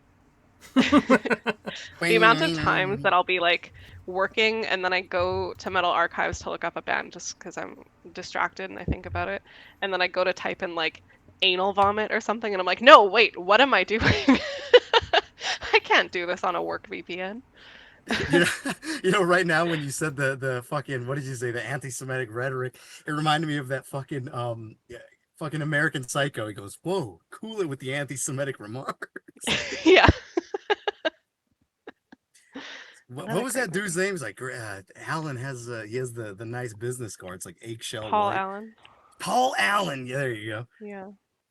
He had the nice business cards. Jared Leto. Jared Leto. Wait, is Jared Leto the guy? That's not the guy from fucking 30 Seconds to Mars, is it? Yeah. Oh shit. Same guy.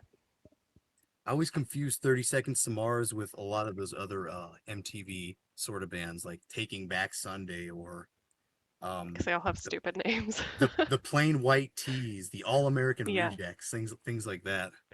Yeah. Red jumpsuit apparatus. Yeah, the red jumpsuit apparatus.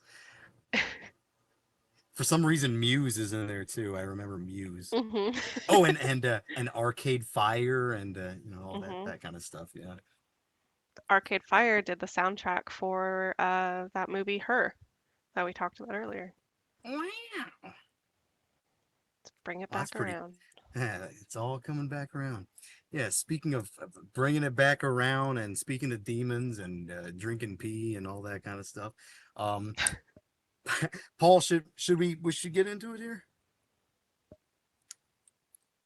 Paul and Hope, is Paul even here, or did he Did go Paul to drop off? Yeah, Paul went to like eat poop or something. Num num. Nom nom. Oh, hey. Nom, nom. He's drinking his sterile pee. Meth pee. Yeah, it's not sterile. It's a It's delicious. I couldn't believe when my dad told me that. I had to look up something. I saw some Fox News article. Fox News, of all the fucking places to look up an article about drinking piss. It said something about like they found they opened up a storage unit. Hey, big surprise. Storage unit, and they're like, oh, the cops got physically ill when they discovered all this piss. It's like you think of a crime scene, and then there's like a fucking piss stash.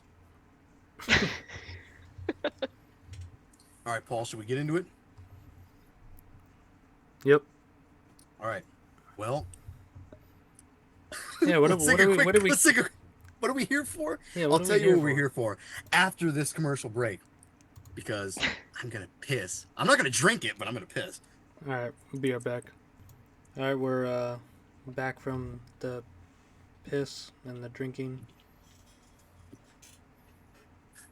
Dan, the piss and the drinking, the mud and the blood and the beer. If I ever have a son, I think I'll name him Bill or George, any damn thing but Sue. It's Johnny Cash, guys. I'm looking for my lighter here. I'm not even. Where'd my lighter go here? All right, we're still going, eh? Mm-hmm. See, now I'm getting in the Canadian spirit. A. Can I just I say appreciated that. A? Hope, do you say A? I do sometimes. Do you say And sorry? I Do you said say a it boot? not really. I don't think I have that thick of a Canadian accent, but I said a the other day around my partner's kid. He's 10, and he thought it was like the funniest thing that he's ever heard. It's like, you typical Canuck. Yeah. That's not a racial slur, is it? Canuck. Canuck. I don't think so. We still have a hockey team named the Canucks, so until that changes, I think it's fair game. Okay. I caught Fred one time saying episode. Yeah, he Yeah, says he sounds more Canadian than me, but I think that's like because he's the on the East French, Coast. the French in him. That it could be. Dude, I recently learned that I'm fucking more French than I thought. I knew my mother's side was French, but apparently the Mexican side is also pretty French too. How do you like that? How does that work? Caño sual, sales. Because both sides have French. Both sides are, there's Mexicans on my dad's side, but I guess within that there's a like a French last name. So there you go. That's Sorry to what's hear up. it. If you get That's that, definitely what's up, tubes. like separation. Come on, guys. My bad. All right. So, anyways, Paul, I should get into it now, shouldn't I? Yeah. Okay. Well, today we have Cranium's debut album, Speed Metal Slaughter, 1998, off Necropolis Records. From what I've seen, like throughout the years, pretty much, it seems like thrash guys all know this band, and the people who, the guys who are involved in this, it's the bass player, Grave Raper. He was in Afflicted. Necro Nudist, rest in peace, was the drummer of Autumno, and Chainsaw Demon is the main guy from Dawn. So how do you like that? It seems like all the people who are into the more extreme stuff haven't heard of Cranium, or never fucking gave them a listen. But all the thrash guys who are not really into black or death metal all know who Cranium is. And I guess with what they do here is kind of an over-the-top sort of like total fucking satanic demon cult speed metal alcoholic kind of gimmick thing. And Mhm. I think at the time when they all were recording these things, this is already after the death metal boom was pretty much over for them, and Dawn had just done their last album. Maybe foreshadowing here, but these guys had all like cut their hair and they'd all gotten like jobs and shit. So if you see their band picture, it looks as if they're all wearing wigs. Oh, they are.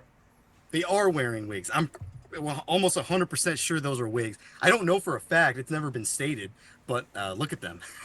Those all look like wigs. And if you I'm see the going back with of their yeah. if you see the back of their album covers, it looks like, well, they're kind of outside of a bar on their motorcycles, looking kind of too metal. Their hair looks too metal. There's too many spikes. There's Bunsen like burner. giant sunglasses. Bunsen burner is Mhm. fact. So, yeah, those are wigs. The long blonde one for sure. The black one too.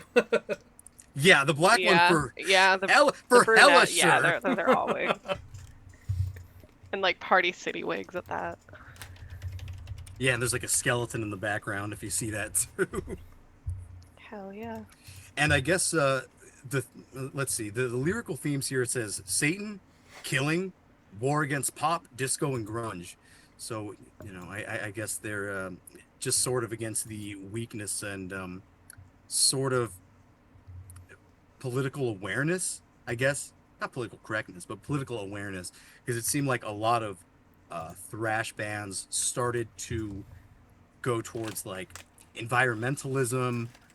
They're like I think eccentric and shit, like being Mhm. political and yeah, anti-capitalism, things like that. And Cranium kind of keeps it metal, keeps it alcoholic, and keeps it it's funny. Their lyrics are funny in a very Hmm. strange way, but they're all very violent. There's a lot of murder and killing going on, and you'll hear a lot of. They seem to like to yell a lot. You'll hear a lot of extra sort of screaming from the band members playing like dying people, I guess.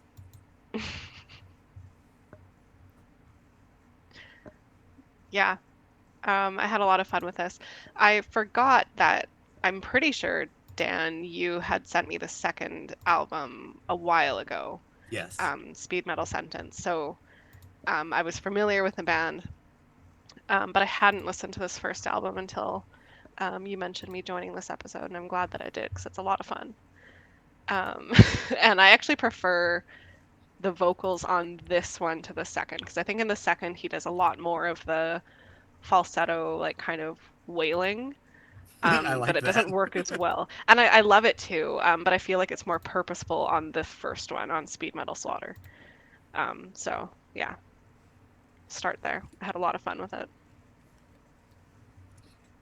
Yeah, I mean, what else can I really say about these guys? I guess the fact that they are somewhat of a super group coming from like a black and death metal scene.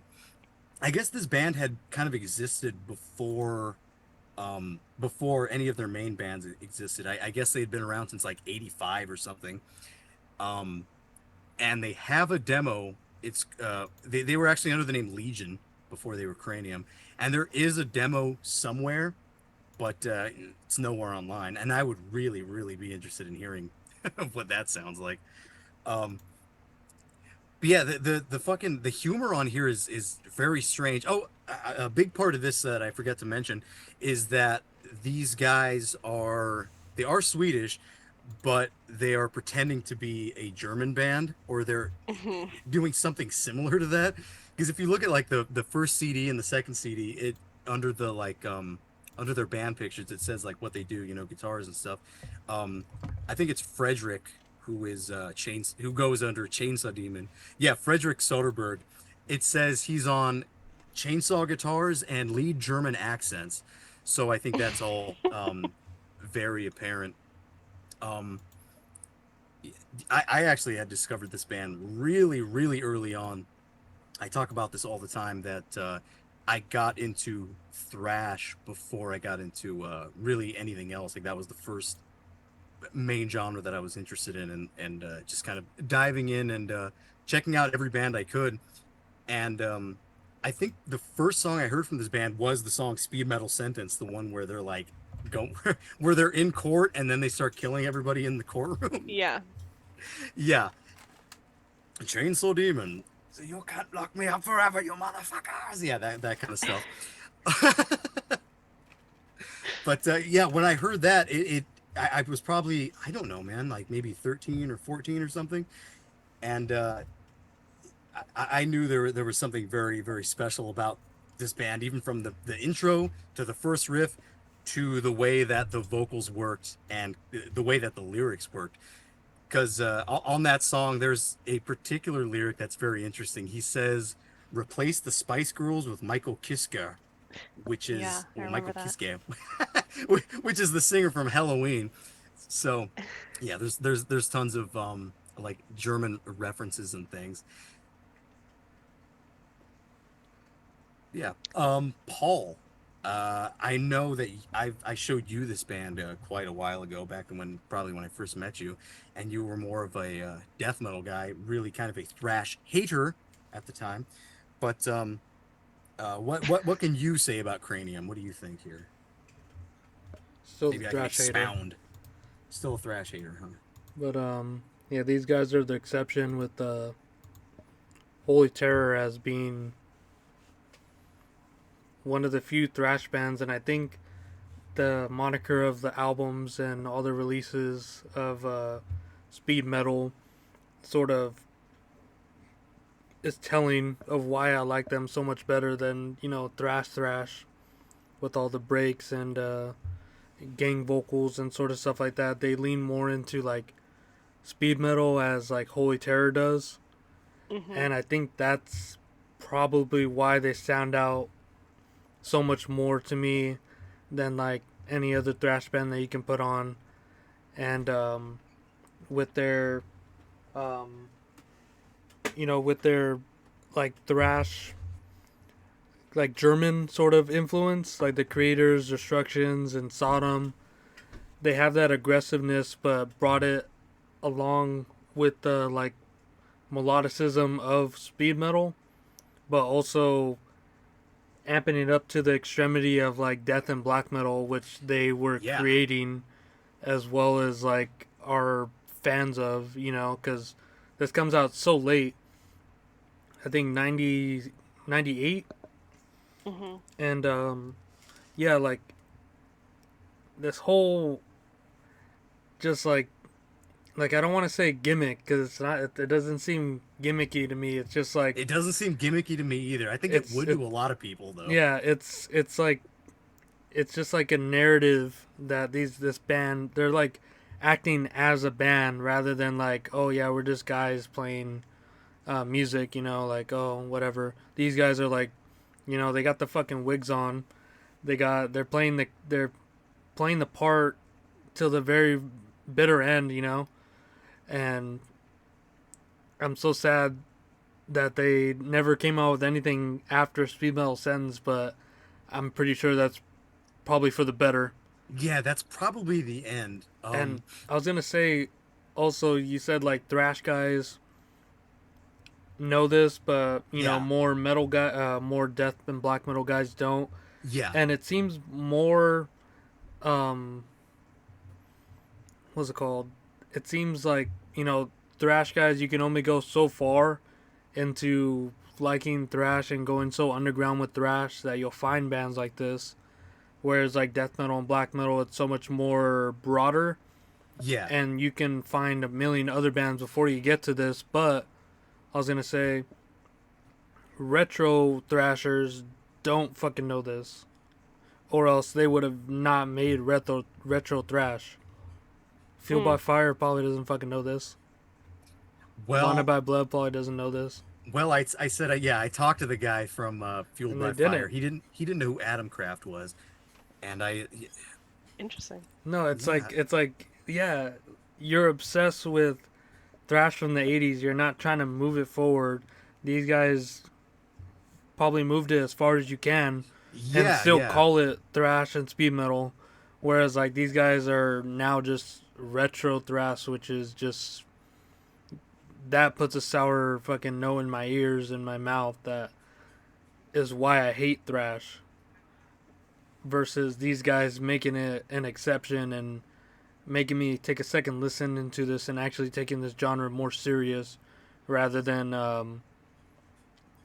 sticking it, like avoiding it, other than like the classics. So these guys brought me basically full circle to like Holy Terror and stuff, which is like more than like anyone could do. Exactly. Yeah, that's a really, really good point. Yeah, Cranium and Holy Terror. We've compared them before on the show. I think the first time we did compare them was the first time that Hope came on. So this is now what, part 4 of the Hope Gould saga. Yeah. But yeah, I think we did compare Cranium and Holy Terror as sort of top tier bands, but not only that, they kind of push the genre as far as it possibly can go. And this band did it 10 years after Holy Terror did. And to an extent, yeah, they do take it farther. Holy Terror is kind of biblical and esoteric in a very extreme way, and a way that's like confusing to people. And I feel like this is also being pushed in a very European, silly, Well, I was gonna say humorous, like sitcom kind of way. it's funny because and that would be confusing to people as well. like Holy Terror is taking it to such an abstraction that it's confusing. Yes. Whereas these guys are so visceral that it's like so off-putting. Yeah. They're there's a full song about like it's a full song about like raping a corpse. There's the Satanic Rescue Team, which is about like a rescue team that does the exact opposite. Instead of water, raping gasoline. But the strange thing is, it's like oh yeah, I'll listen to Chris Barnes and Cannibal Corpse talk about that sort of shit, but once it's more, I Audible. guess, audible, yeah, it's like, oh, this is too extreme for me. You know, Hmm. it's weird, but yeah, like this is probably top tier band. Not only release, like I like all their whole discography, you know, and even obviously the bands that they're a part of too, you know. So Yeah, it's just like, all legendary and top tier shit, all of them. yeah, and it's And sad this that is these probably guys just are one like, of the, you know, it's one of the, it's part of it. yeah, it's sad. It's like these guys are probably the bottom of the barrel for those type of bands. Besides like Defender, which is like in the same vein. Yeah. But yeah, these guys are great, and I'm glad we had an opportunity to bring them on. And before we go any further, check out the Terminus episode. Subscribe to their Patreon so you can get the Danny Filth request that I put in for Speed Metal Sentence. And they did a really great job, especially for not hearing this before too. Um, so yeah, just check that one out. I'll link it in the description too. Yeah, that's something I wanted to bring up too as like a full disclosure. Before we started the show, we had no idea that we would ever be doing something like this for a long time. And uh, during the time that we had been in contact with Terminus, they were doing like um what would you even call that? Like Patreon Sir like Quest. requests, yeah. And Paul had requested a few albums, and this was or Speed Metal Sentence was one of them. And I guess I'll just say this up front that Speed Metal Sentence is The better album. yeah, definitely the better Hmm. album. And so we picked this one just because they didn't talk about this one. But I don't think we can skip this band. We've been kind of hinting at bringing on Cranium for a while.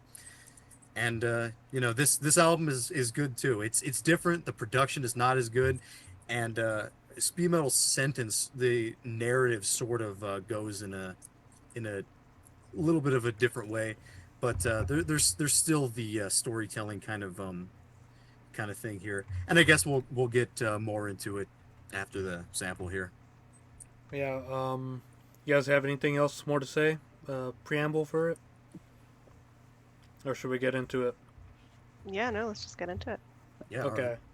Well, I picked the first track because how can you not? Yeah. Slaughter on the Dance Floor.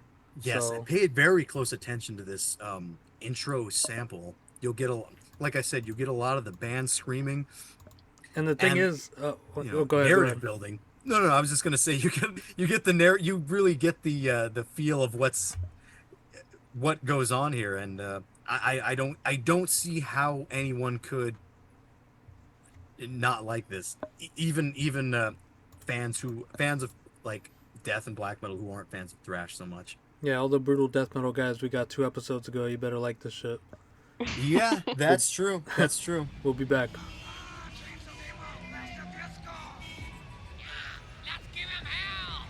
Sorry guys, we don't want any metal people in here. What? What are you saying? What is it? You fuck up.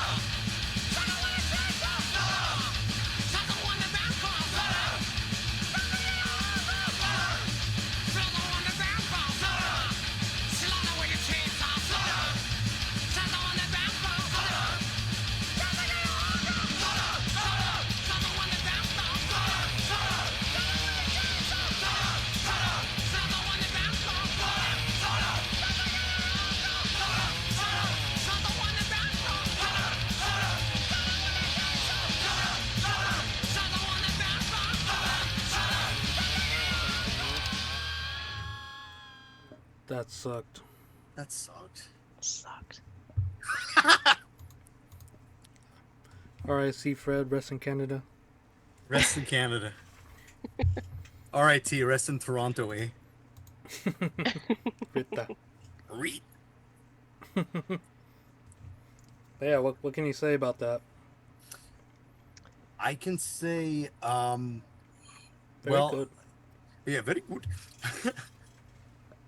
I can say, birdie num num. That's what I can say. Hey, howdy partner. That's what I can say. Well, I guess like you were saying, Paul. Usually intros are quite lame, and they usually start slow and kind of you It's like, roll your eyes. You go, come on, get on with it. Yeah. But these guys start off with an amazing sample that I'm assuming they did themselves, where you get That's the thing. You get a scene here. Yeah. Samples are great, and you have them like throughout the album. Yeah.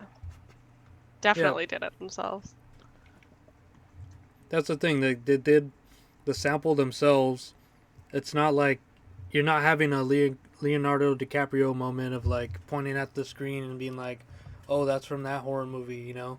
It's solely original onto itself, and I it don't just know creates how they. the whole theme. It's just like a whole production. Yeah, I don't know how they did the voices that good to make it so convincing. Like these guys are like kind of retarded, drunk, maniacal metal people or something.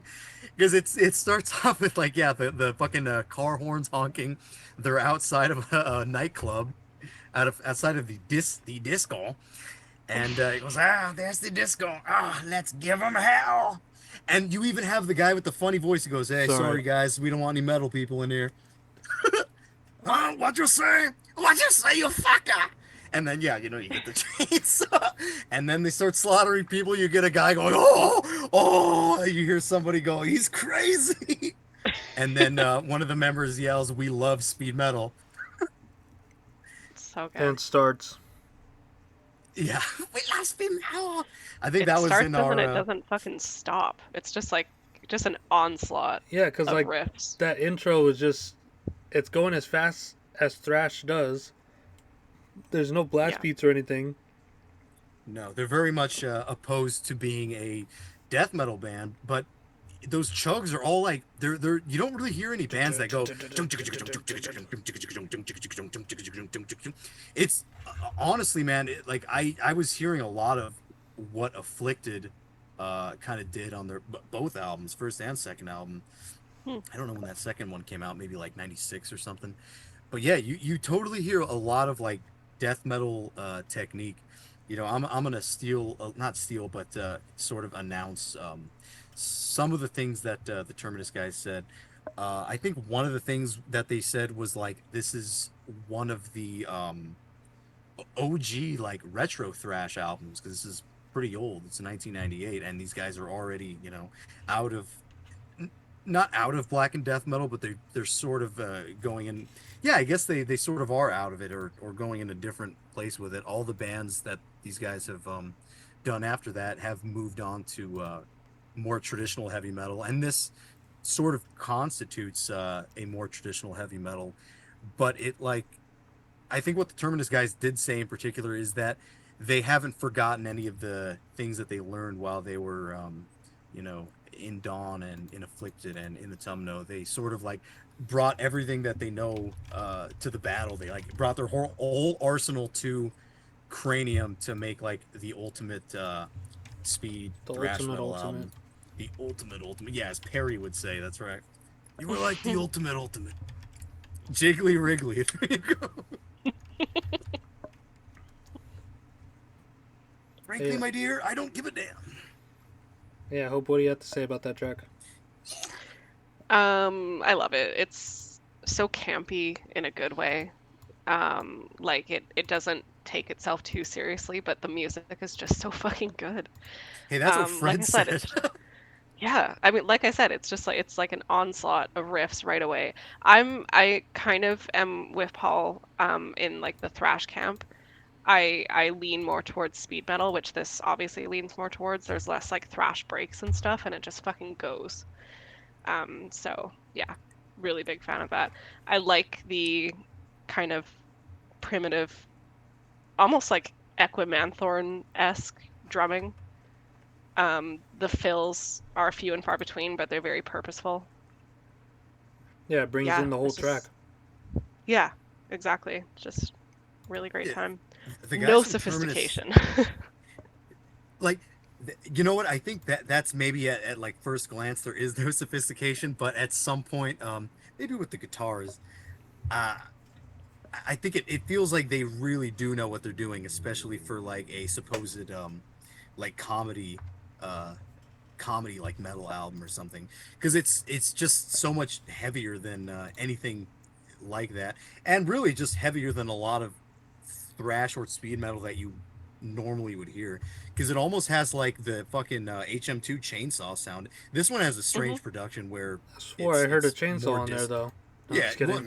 yeah, yeah. That's that's part of A the lawnmower beautiful too. samples. You get a lot of chainsaws. This is the big chainsaw.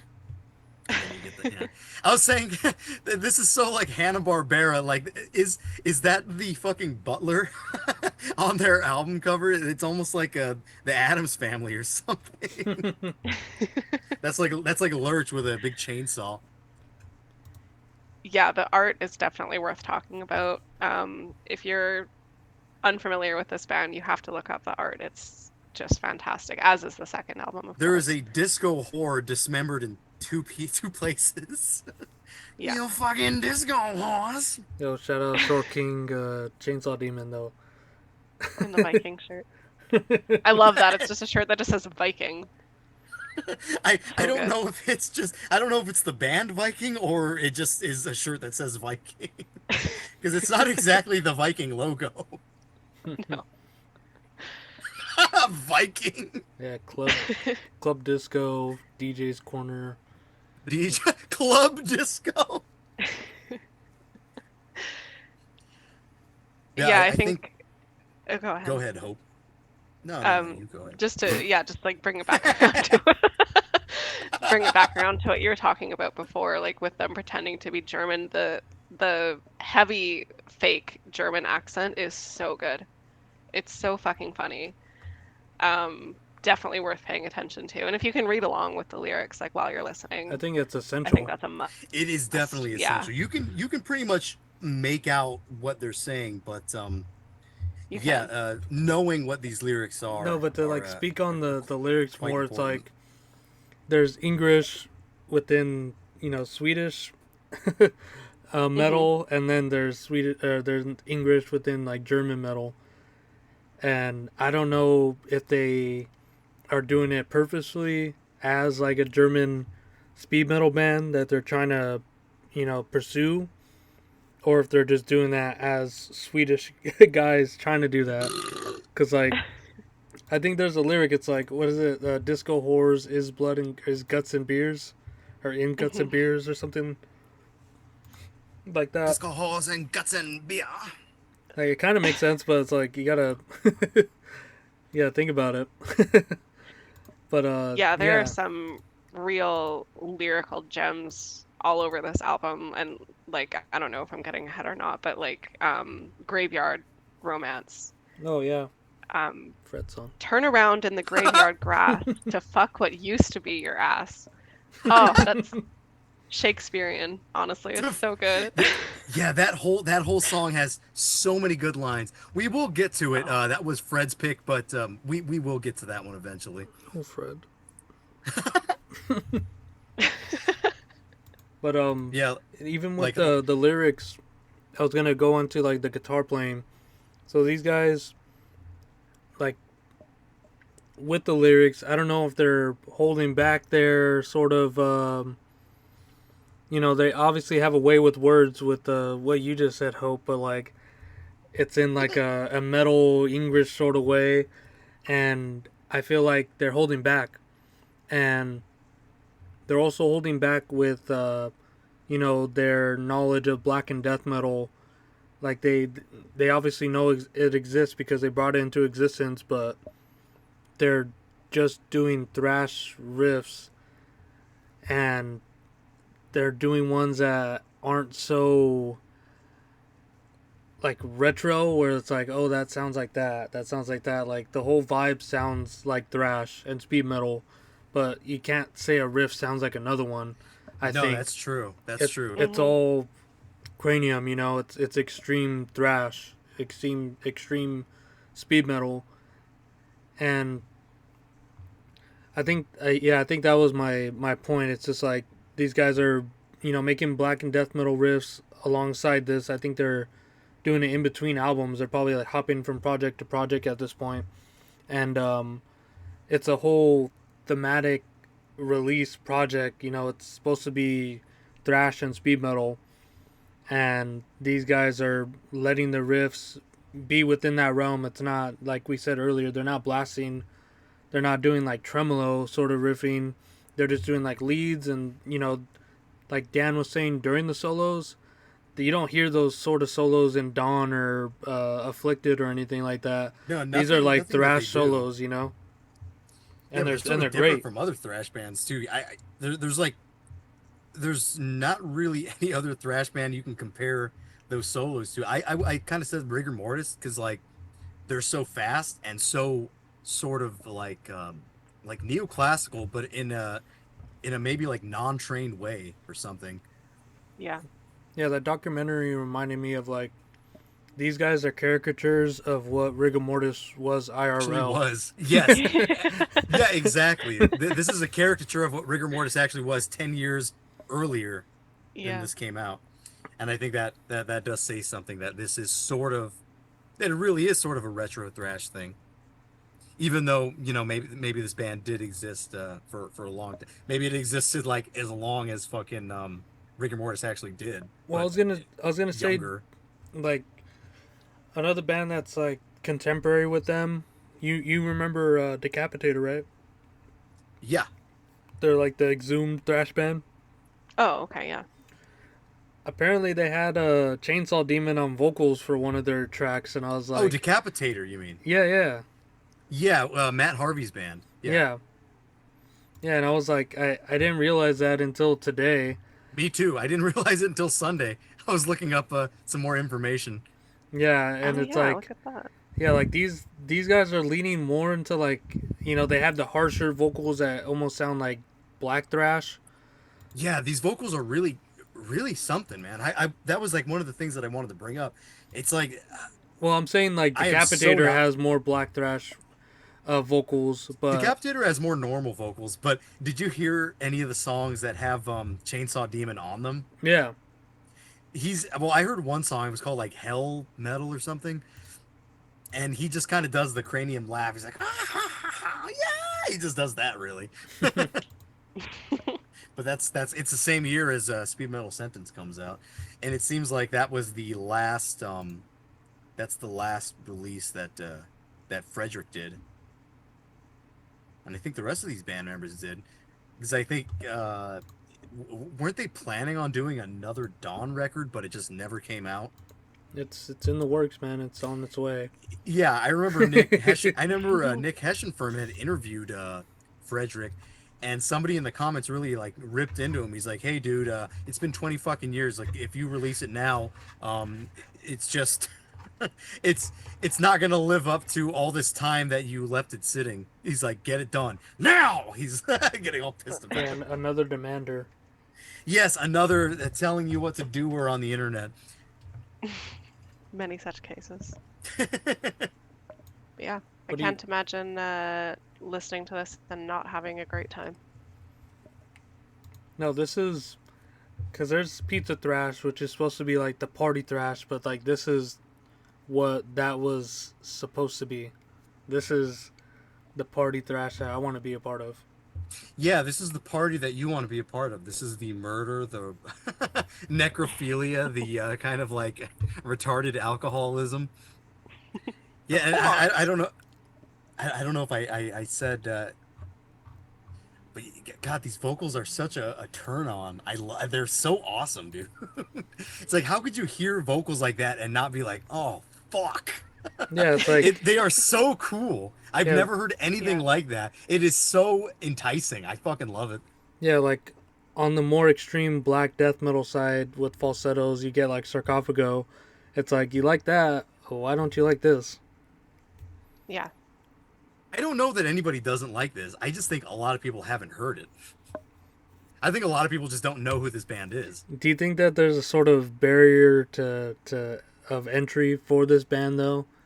It's like it'll be off-putting to people I who are I have into extreme metal. I have no fucking idea because I heard this band when I was into thrash, as a Oh, young guy, you know what? and I was and fucking like I loved it immediately. I was like immediately in love with speed metal sentence when I first heard it. I have So the no, I have perfect no idea. I have the perfect example to illustrate this. So Hmm. in the comments for the video that we're listening to, I remember seeing this earlier. It says, "Oh, I wish there was a official LP release one day." He's like, "No, no, sorry, there's not one." He's all, "Why not CD though? Quite possibly, Nuclear War Now would reissue it since they're doing all the old Necropolis titles." He said, "Yes, I'll ask. I'll ask him through email." And then 3 weeks ago, he does not like Cranium. So Hmm. there's that. So it's like, what is it that's keeping people away from this? Because this guy, that's the extreme metal guy. He likes the war Yeah. metal, and it's like, Well, what's wrong with this? I know for a fact there are nuclear war now haters. There are a lot of people out there who feel that the nuclear war now kind of releases a lot of slop and just or what would terminus call it, schlop. a lot of like a lot of stuff that is just kind of mediocre. It's like it fits the criteria of It's true more, metal it's or more war. It's lore war than metal. anything.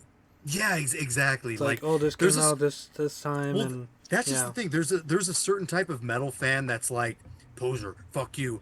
But these are the kind of guys who are really only into like war metal. They're not. These are guys who are not very into black metal or very into death metal or very into thrash. They seem to just kind of latch on to what is like supposedly the heaviest stuff that they can listen to, and it's like you can dress in a certain way, you can wear your glasses, you can wear fucking boots. I'm wearing Skechers slip-ons, so that should tell you something. Um, yeah, I well, yeah. can't What's relate to what's these kind Jdawg of wearing the art support? So exactly. Yeah. Jdawg's got something right. You get older, hey man, feet start to hurt. That's how it goes. That's how it goes, dude. Um, but yeah, that's a good thing to bring up, dude. That the nuclear war now guy does not like this. That is and that's fresh news. That's 3 weeks that ago. is yeah, But that is that's me I believing can say something from the internet. if that's true, if that's true, that is Very telling. lame. If that's true, that It's is lame. unsurprising. Yeah, because Pretty I thought unsurprising, he in my loved all opinion, the like- heavy metal and thrash, but is this just too much for him? You have to remember about that guy is he doesn't play in a band. He doesn't play an instrument. He's never written anything. He's been kind of, the hanging around bands guy and signing bands guy, and props to him for doing everything he did. He knows a lot. He's done a lot of good stuff. I like Nuclear War now.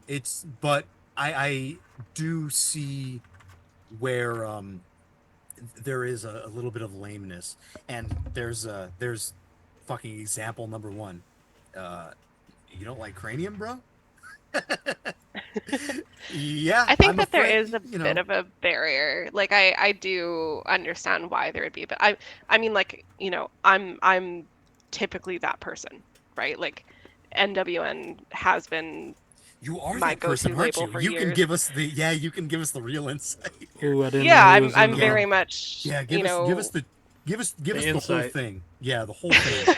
We'll Well, shut and up I for and I 10 minutes. interviewed Yusuke recently too, right? And he kind of talked about like his interests, and he's definitely leaning more towards like the bestial side of black metal. Anything that's like not Scandinavian, is really what he leans towards. But I do think that like Cranium, at first glance, if you don't take the time to like really understand that there is some sophistication behind the ridiculousness, that there's actually some merit to it. But like at face value, you look at it and it's like this is fucking insane, you know? And like when I went into the first or the second album when you sent it to me months ago, I was like, I know off the bat I'm gonna hate this. Really?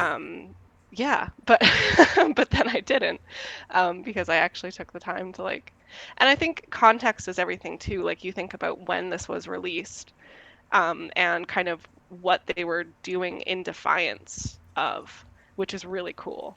And I think that's something that, again, at first glance, people don't really understand. But like, there wasn't a whole lot of thrash at the time. We talked about it earlier. Like, what was going on in thrash was not this. It tried to take itself too seriously, and then you have a band like Cranium who came in and just decided to do whatever the fuck they wanted and make fun of that. And I think that's off-putting for people who take themselves very seriously, like Yosuke.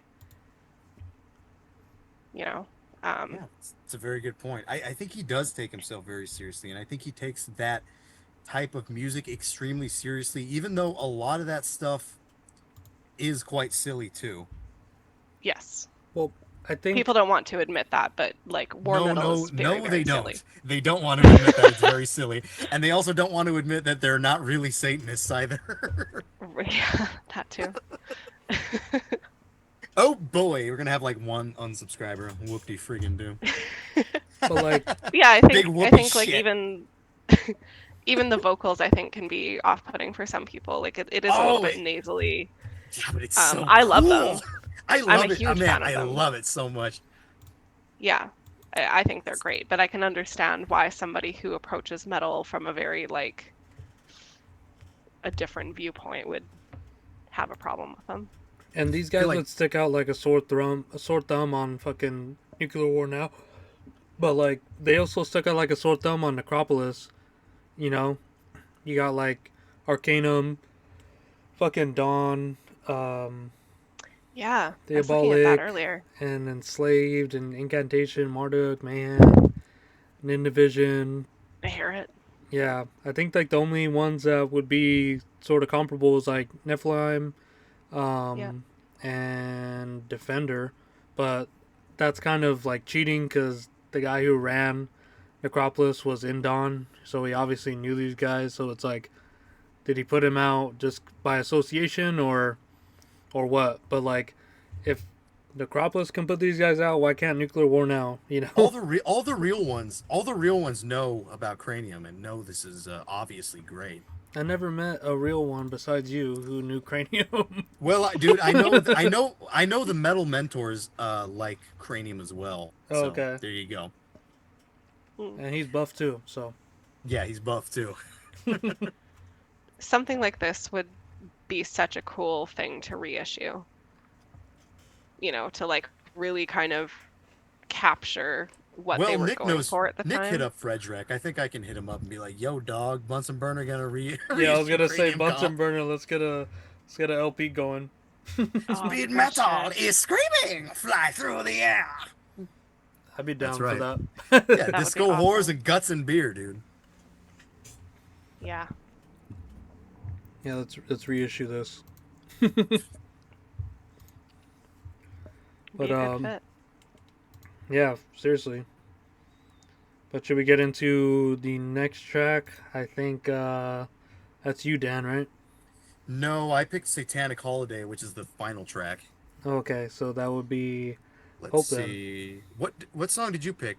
I picked the Sluts first of one. Satan. Yeah, okay, Sluts of Satan. I told Paul before this, this is my least favorite song on the album. It always has Really? been. Yeah. Wow. I love the opening riff. It's so good. It's forgettable for me. I don't I remember all the songs except for this one, but And Devil on Yeah. drums. Well, yeah. well, it's like it's kind of one track, isn't it? Well, yeah. Should we start at the drum solo then? Yeah, okay, let's start at the drum solo. All right, we'll be right back. What is that?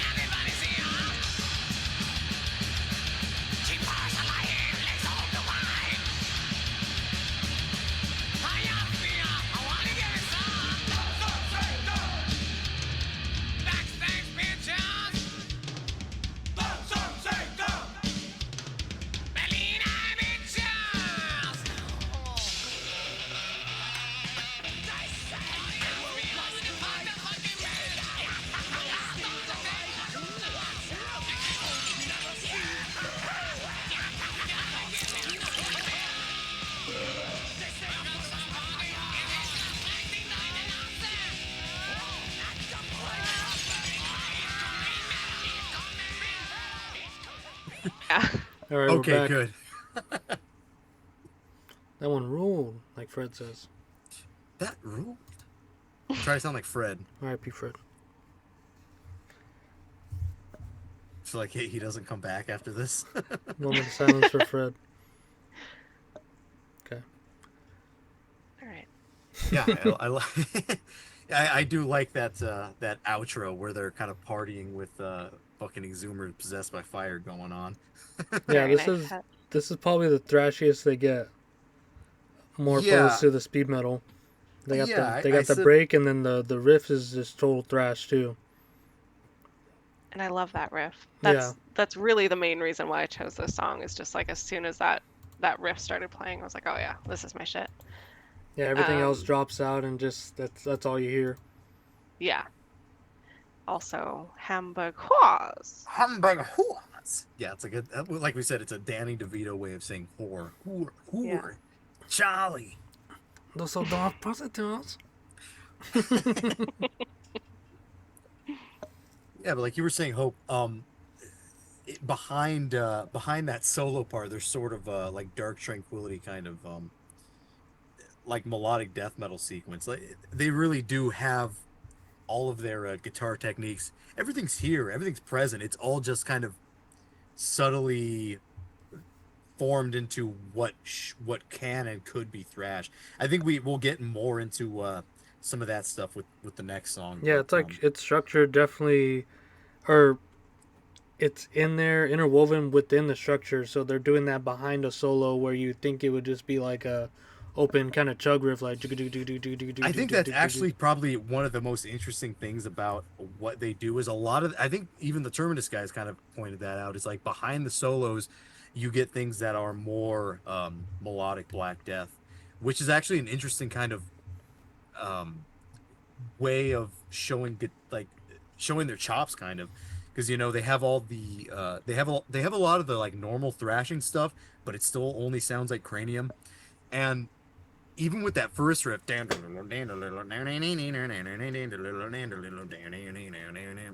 I feel like with a riff like that, it's almost a sort of kind of like dark power metal that Mm, hmm that really only Cranium does. They really kind of have their own particular guitar technique here.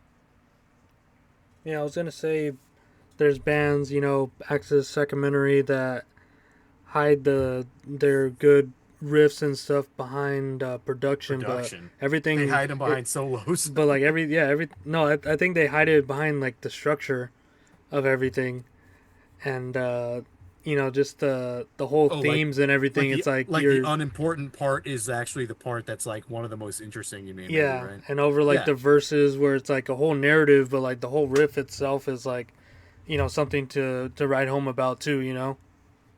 That they're mm. having the narrative over. Yeah, and I guess maybe to speak on like some of the possible riff influences. I mean, these guys are really just a fast speed metal or thrash band, and there are a few of those that existed in the 80s in Germany. You guys probably know a few of these names that I was sort of checking out to see if there was any similarities, and I think yeah, there's definitely like a straightforward heavy metal vibe, but also kind of pushing the extremity of what heavy metal could be. I was thinking of the band Paradox, and are either of you guys familiar with that band, Paradox? I don't think so. I'll have to look them up. No? Yeah, I See. think so. I've showed you like one of the more power metal releases, Paul, but I was listening to a song, the main song, Paradox by Paradox on their first album, like 1986 or something.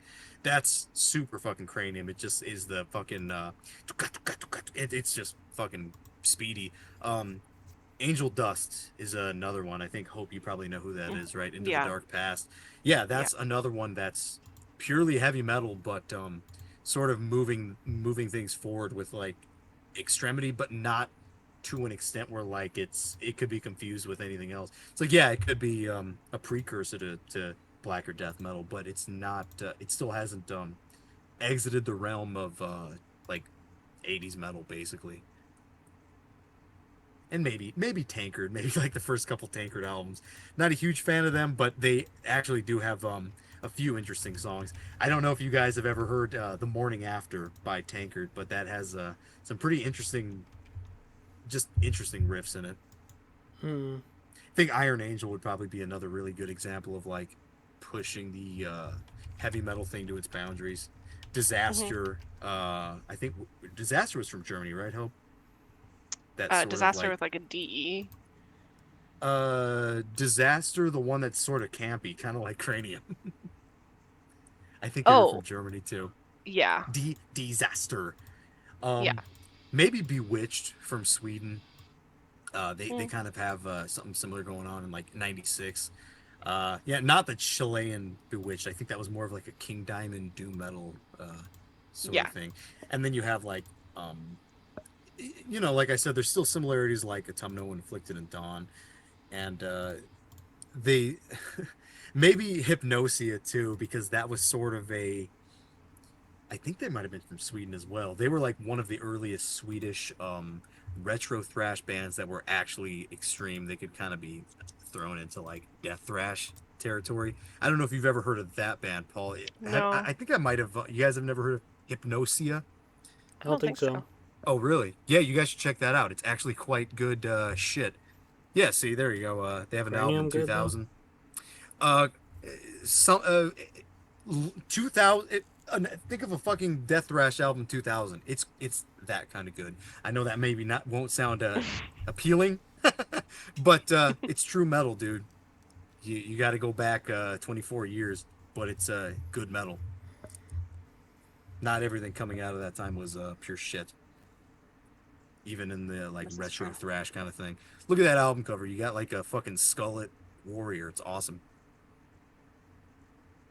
Extreme hatred. And then I think in the similar artist, they also bring up SDI, who had that fucking Mega Mosh song. SDI, Mega Mosh, SDI, Mega Mosh. Well, do you Or I remember FKU? That first album? Yeah, Freddy Krueger's Underwear. Is that what you're talking about? Yeah, the first album. Yeah, I remember that band.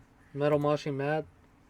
I don't know that I remember anything in particular. Let's see. That one is kind of Cranium-esque, but they have a theme of just, fucking horror movies. But they kind of have like that, but leaning more into thrash than speed metal as like a sort of like, Yeah, I don't, revival, not so retro. Yeah, FKU kind of reminded me of like that Irish band Gamma Bomb, who I did like pretty early on. I think they're still going, but I don't think they're very good anymore. Hmm. Yeah, the first two like Gamma Bomb records were pretty cool.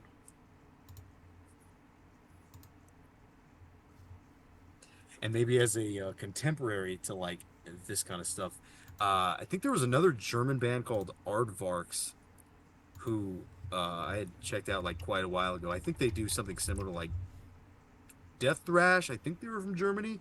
Let's see, 1994. They had an demo called Eyes, and it has like a bunch of fucking like rainforest animals on it. Hmm. And I a think good that's logo. just yeah, I think that's just more of a like pushing thrash to an extremity level. Maybe to like maybe something similar to like Protector again, who's another German band. But yeah, you get the idea. I think it's it really seems to be staying within the boundaries of heavy metal and thrash and everything that's kind of true, quote unquote. But yeah, sort of bringing it to the apex of where it can be. And I don't think any band has ever really touched on what Cranium has done here in any sort of fucking aspect, vocal wise, riff wise, lyric wise. It's all kind of got a cool vibe going on here. And with Sluts of Satan, yeah, like you were saying, it goes into like necro sort of misogyny with the lyrics.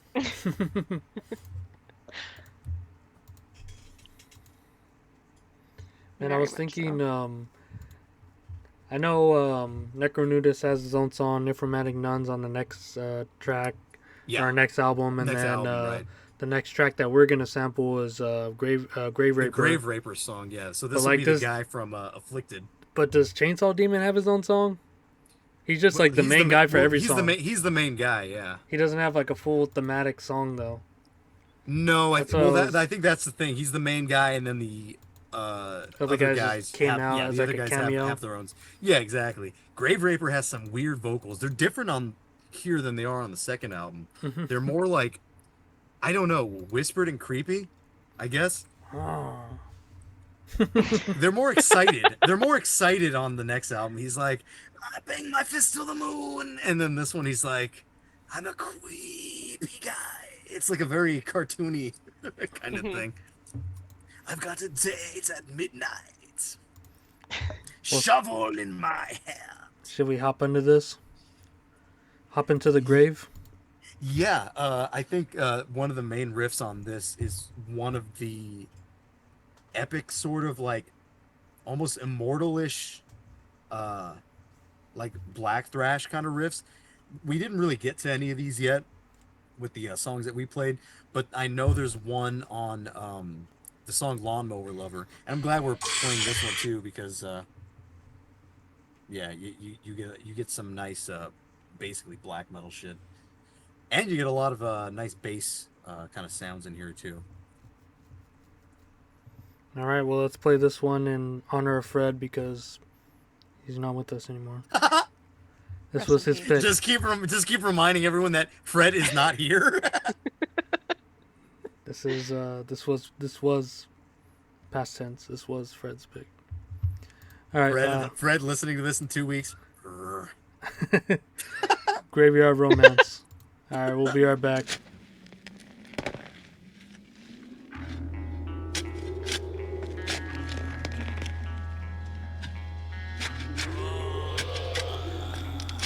I am Grave Reaper.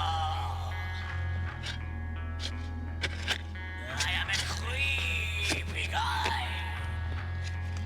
I have a date at midnight. A shovel in my hand.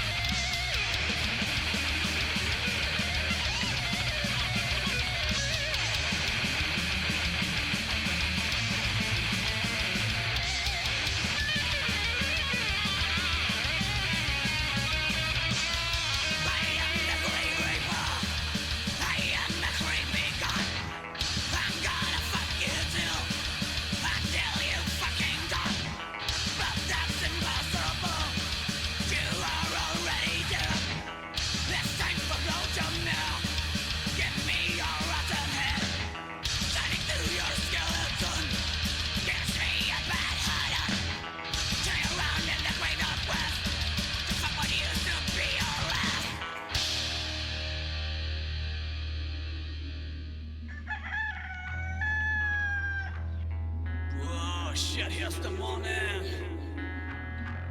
Oh, it's time to go home. Oh, I'll be back.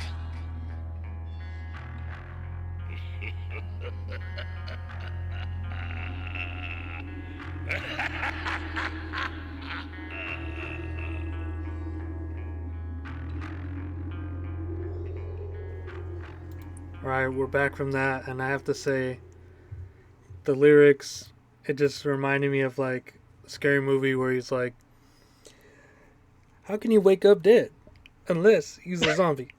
Yeah. He's like, I'm gonna fuck you till you die. But that's impossible because you're already dead. So the rats are outside, the mice are inside. So if a rat comes in the house, they become a mouse.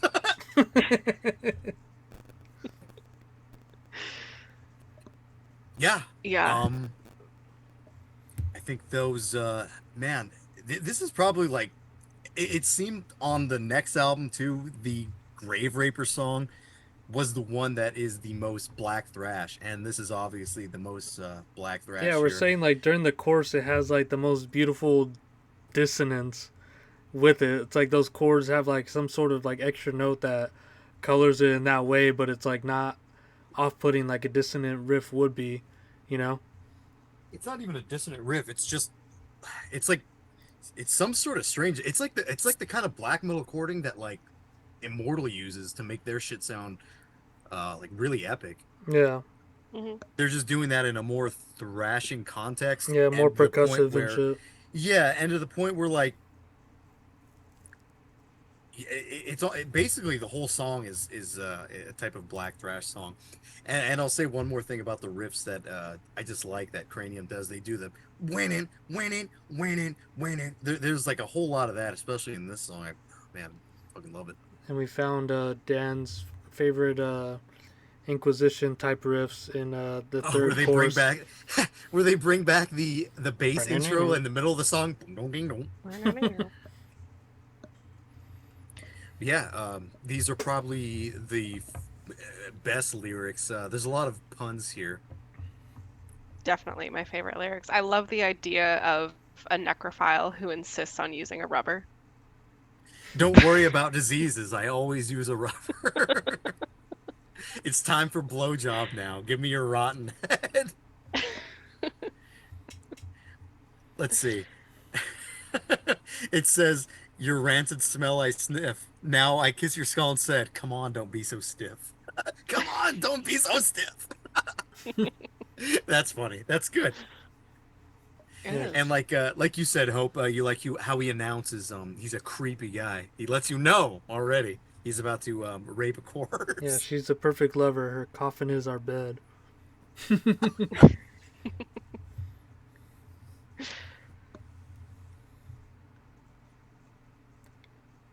But yeah, like the whole theme and like character building of each Of a man who rapes corpses. Yeah, like just the songs, like they're like the standout songs, like this one, and the next album, Nymphomaniac, Nuns, and Full Moon Fistbanger.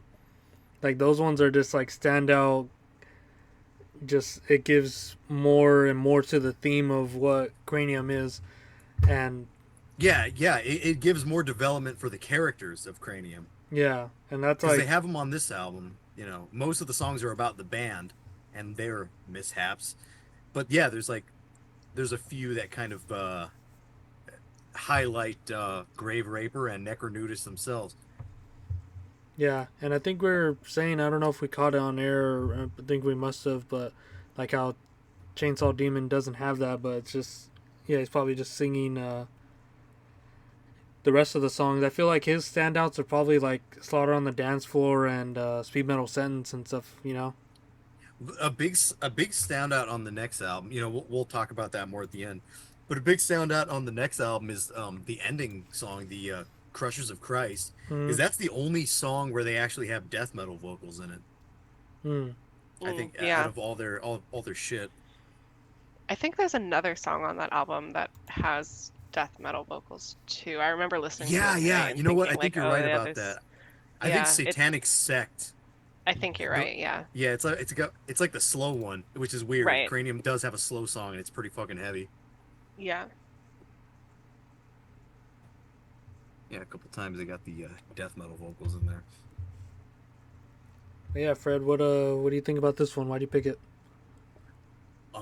It's just goofy as hell. But I love it. Sorry, it's okay. All right, well, Paulie, should we get to the last one? Are we coming up on that time? It's almost 10 o'clock. For if Fred was here, it would be like 3 in the morning or something. Yeah, I don't feel too bad. We got Hope on the same timeline. So Yeah, I think she's Yeah, on the I'm same good. time. I'll be up for another 5 hours. there you go. Yeah, let's just get on to the last track. I mean, what else can you say about that one? It's probably the standout of this, and it comes so late into the album, and it's, I think, the longest track too, and it's warranted because I just like every time that chorus comes, there seems to be something different going on, and it's just even much more pronounced when that bass riff comes in between like every 3 lines and shit. It's just awesome developmental songwriting in a verse chorus structure, you know. I know. He knows. Reading garlic bread. And yeah, let's listen to the last track. This is Dan's pick, and his this was his whole album pick. So let's see why he picked this one. Satanic Holiday. We'll be right back.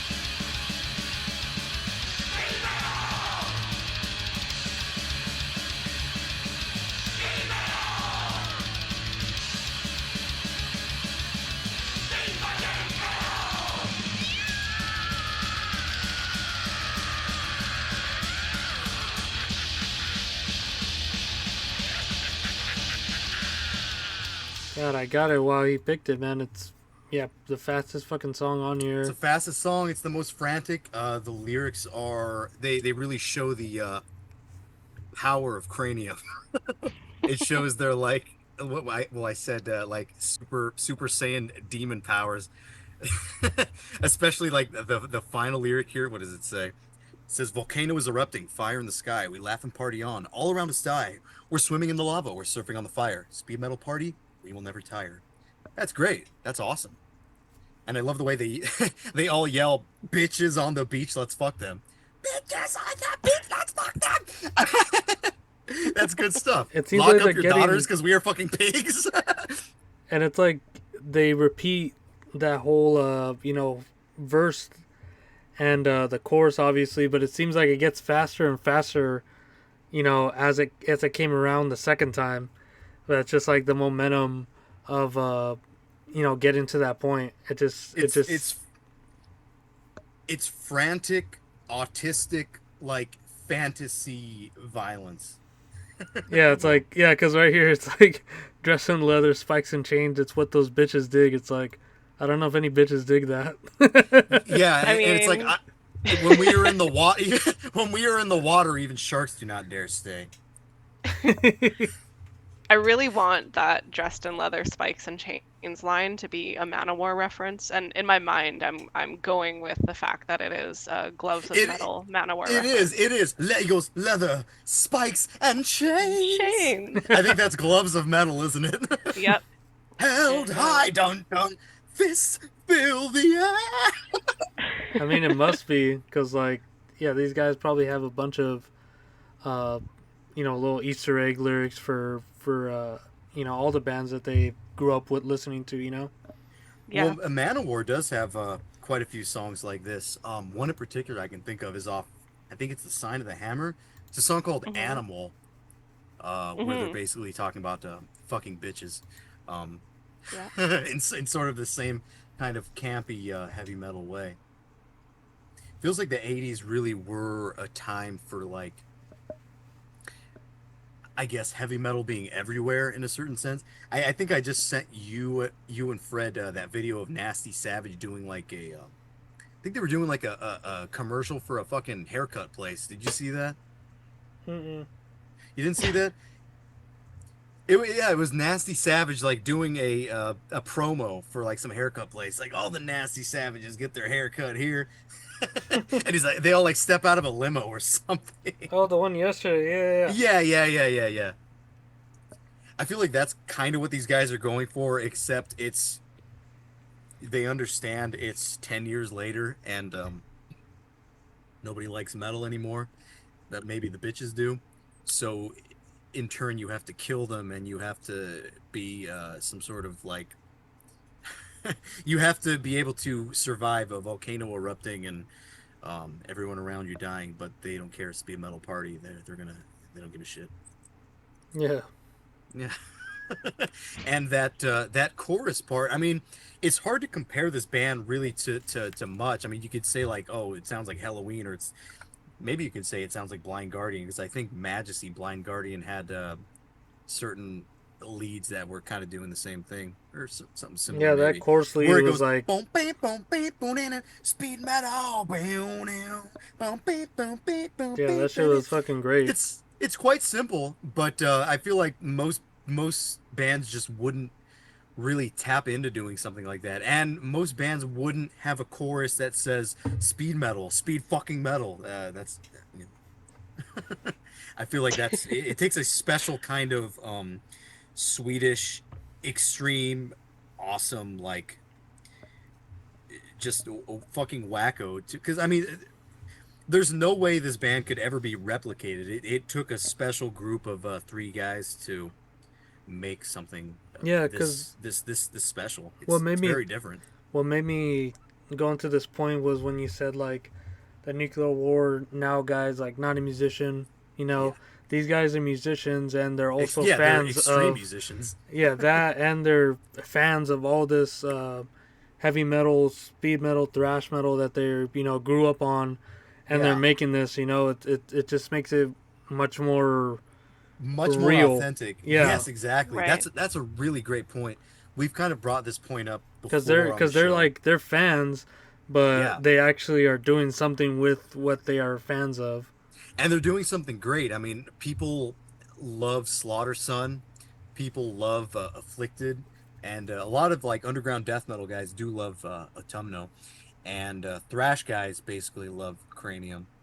But It seems more apparent here what their influences are versus those bands. At least to my knowledge of like they were pushing the envelope on something that was coming up as they were writing it versus this being a kind of homage going to back a little bit. Yeah, yeah. yeah, I So understand. yeah, so it's like I wonder like these guys are super um prophetic musicians in these other genres, and to come do something that they're just purely fans of and going back to what initially started their interest in metal to become these prolific musicians is just like coming around full circle. And it's like you can't get much more authentic than this. It's like a band doing like a cover on an album, but these guys just made their own. Yeah, and Yeah. they sort of have outdone a lot of Yeah. thrash stuff, and I think you and Hope out of all people would probably agree with that, right? Mm-hmm. Hmm. Yeah, and that kind of brings back to I was gonna say another point we often bring up on the show is like I think it's really important for black and death metal musicians to kind of not just be aware but sort of just be a fan of like the genre as a whole, and especially the cheesiest and most goofy stuff, even something like Judas Priest and Iron Maiden, and things that maybe at first glance you would be like, ah, fuck that. It's like, yeah, but there's a ton of gold in there, and there's like a ton of interesting things you can do with a lot of that stuff and bring into a whole nother place, I Yeah. think. Yeah, and I was gonna say, you know, to bury my point deeper, it's like imagine there was like a Sodom or Creator cover on like Slaughter Son or something.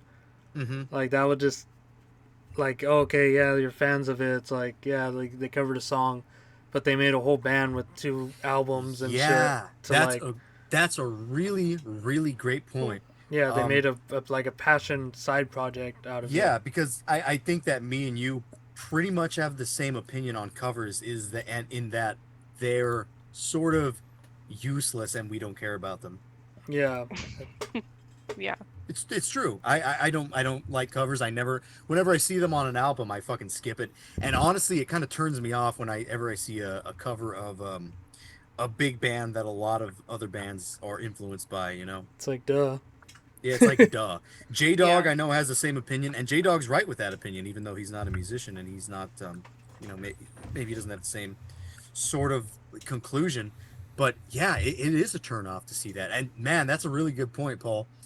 It's like yeah, they could have had a Sodom cover, they could have had a Destruction cover on Dawn or Afflicted or Autumno or something, but instead of that, they kind of have developed a thrash and speed metal album that doesn't sound like anybody. It's more extreme. The lyrics are better, more poetic.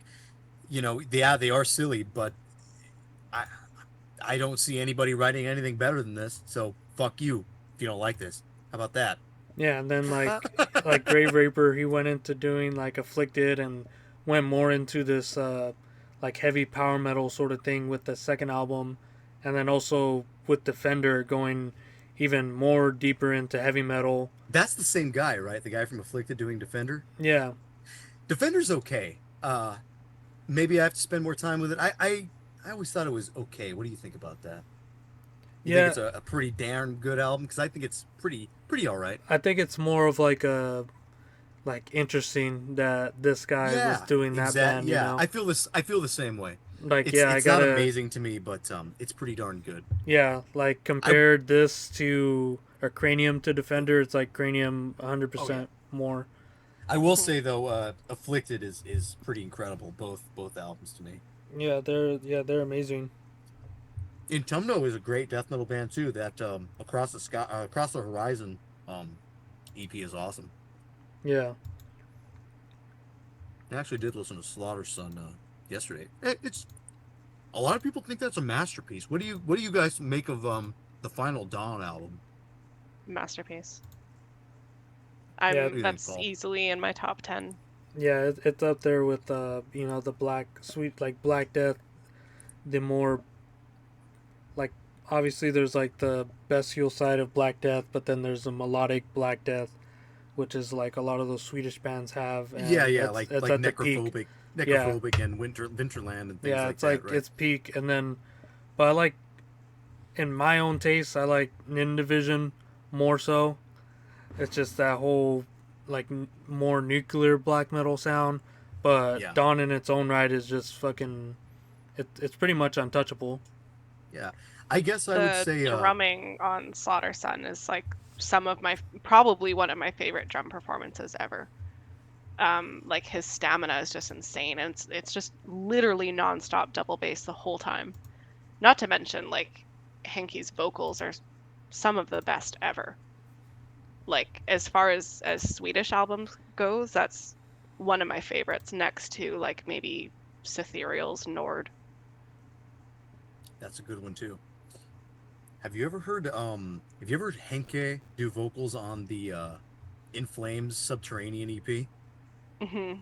It's really cool. I like that one a lot. Yeah. I think that might be some sort of top tier for this kind of like melodic Black Death kind of shit. You know what Yeah. I will say too, as far as like these kinds of bands go, I do like Dawn. I've always liked Dawn since like high school and things. Recently though, I'm having a hard time finding something better than the Soren album, the second one, man. That's fucking incredible. I feel like that one might be a bit better than Dawn for me. I feel like that one's a little bit more up there, but that's kind of got more like new wave British heavy metal and also more speed and thrash kind of influence too. Yeah, even Vince liked that one. Yeah, even our non-metal bro liked that one. He's like, don't turn it off. I'm like, all right, dude. Shout out Vince. Yeah, you've heard us mention Little Vince before, haven't you? I think so. Yeah. Okay. I'll send a picture of him, and I'll also send you a really silly picture of me with a retarded mustache, wearing like these like Ozzy Osbourne glasses. I was gonna ask. You want to see that? Yeah. All right, Of you're course I gonna wanna laugh. see that. All right, get Put your it in the phone thumbnail. ready. Oh, no, I'm not gonna put it in the thumbnail. Let's see, what the fuck is that picture? I have to go all the way back to like fucking June or January of last year. Let's see. Oh, here it is. Oh my god.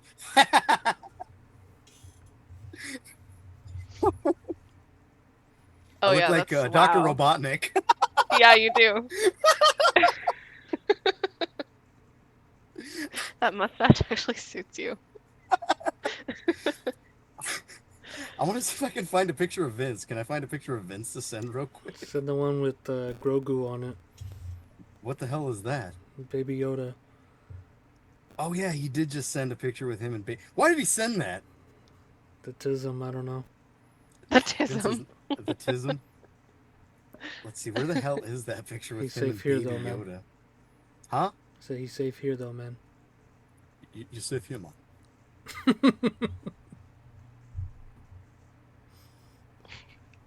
Let's see. Hold on, I'm looking. You guys finish it off. Let me look for this picture of Vince. All right, Oh, here it is. I found it. Oh, okay. Let's get the reaction first. Okay, yeah, we'll get the reaction right now. I just found it. Here's Vince. Aw, wholesome. Aww. No, What a sweetie pie. No, that's the horniest, Yeah. that's the horniest guy you can know. Now compare and contrast these two pictures. Yeah. It's a lot. A lot going on in my DMs. right now. There's too much going on here. I've got Eggman and I've got Grogu. Eggman. His name isn't Robotnik. It's Eggman. Isn't it Dr. Oh, Eggman? All systems full power. Yeah, he's got the fucking egg carrier and shit.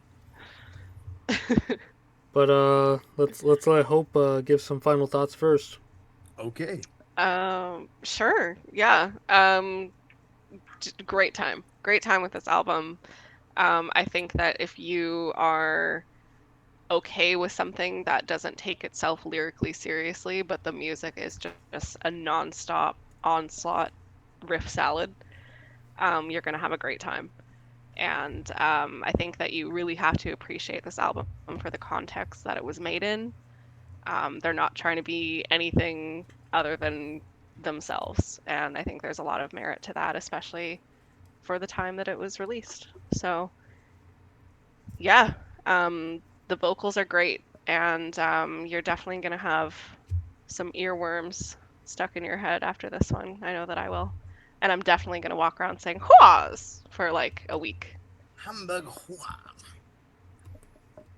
Yeah. Just have that in your ear the whole time. Man, I wish we could have covered that one because I just like how that's the chorus.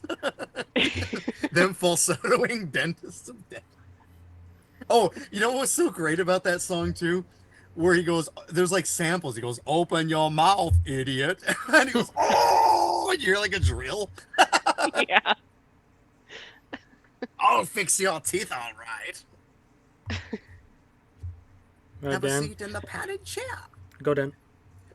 All right, well, let me spark up and take a swig first, so I have to give me a millisecond.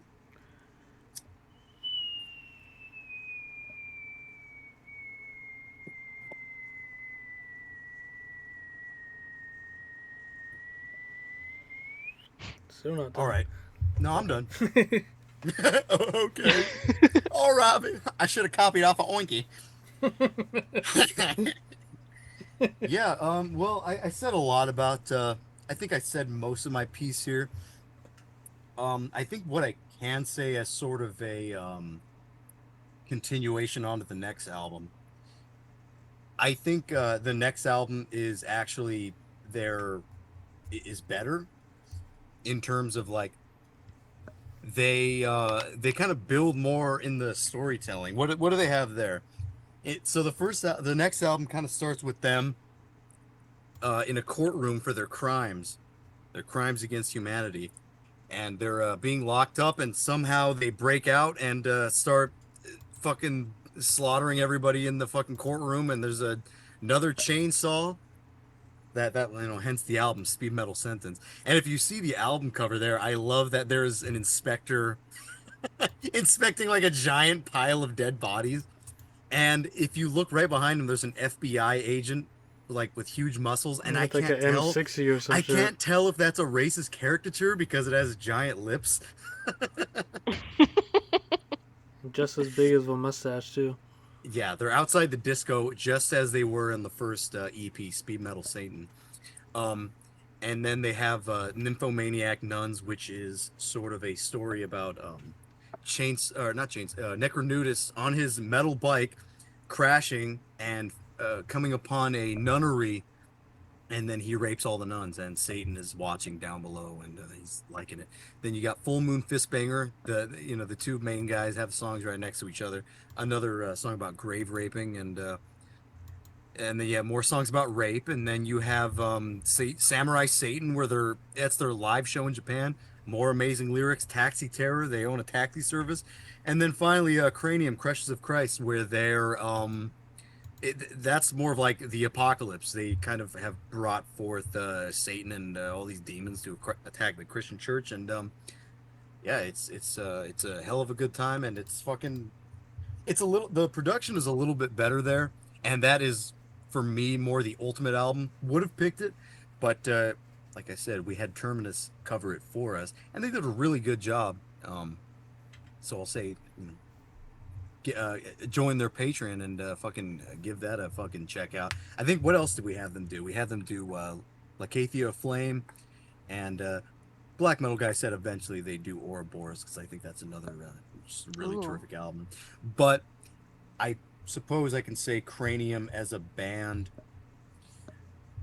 I think they kind of just take the metal attitude, like Paul was saying about like who Rigor Mortis was and the attitude that they had.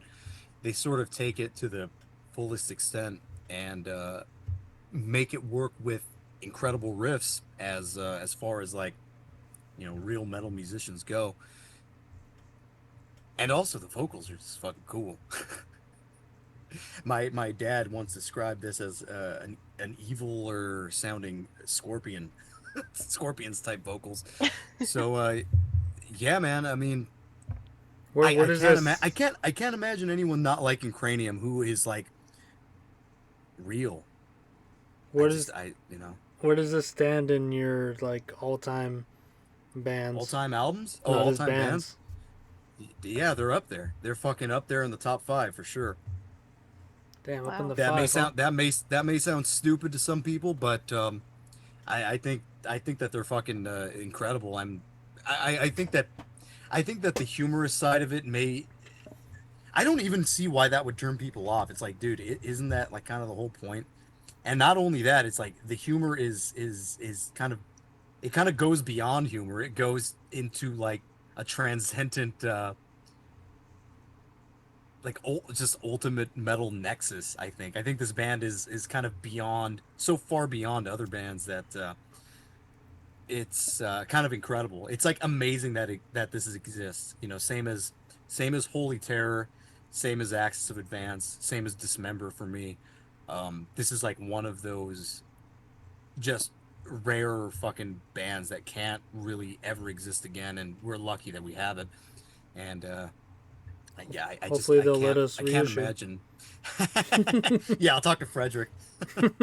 Yeah, I really just don't see how any self-respecting I don't like to use the term metalhead. Have you noticed that? I always use the term metal people, metal guy, metal person, Metal body. um Yeah.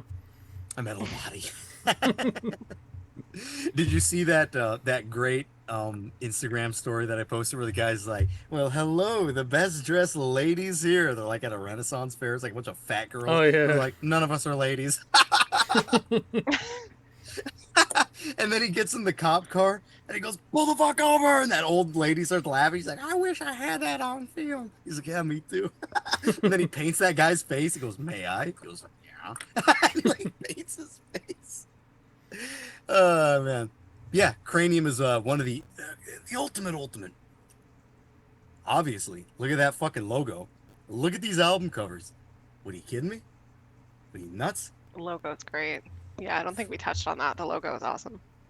The band. I think the band name is great. And I feel like that band name you'll never forget. Yeah, And you this know is what we're talking about. Cranium. Yeah, you this- know what we're talking about. this is one that compelled Daniel to draw up a patch for this band, and then later gave it to me, and Yeah, then back later in the day of drawing patches, I drew that logo on a piece of white cutout T-shirt. then later gifted me the shirt, and it was just yeah, like it just goes way back for me and him, even more so for him, but just bringing me into thrash, because that was one of our point of contention when we first met, of me just not liking thrash at all, more being into brutal death metal and having to go back more. I think I liked heavy metal more so than I liked thrash at that point.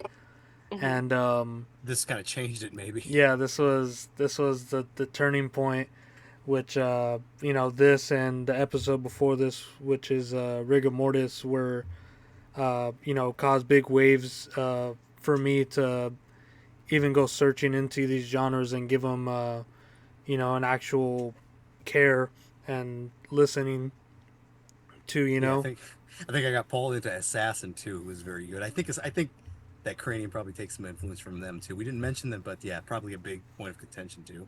Yeah. And yeah, this is probably as real as a side project can get.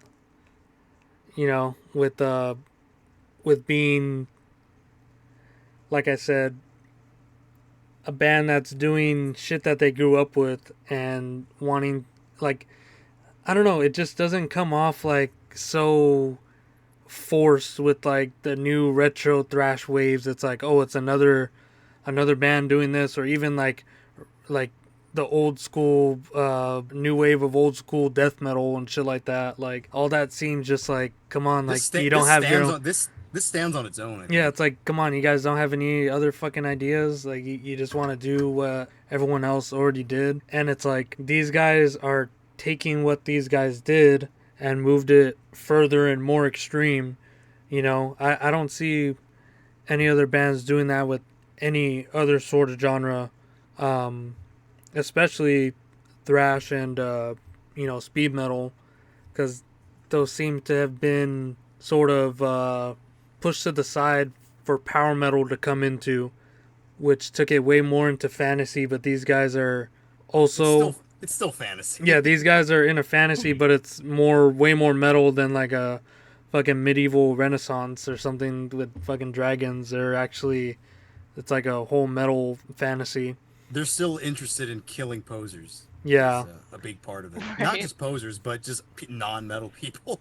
yeah, and I think that's yeah, you guys can be a part of the fucking mass grave if you guys don't like this shit, because this is as metal as it gets. And for any new discoverers of this, because of this episode, good on you. Now you're in, dude.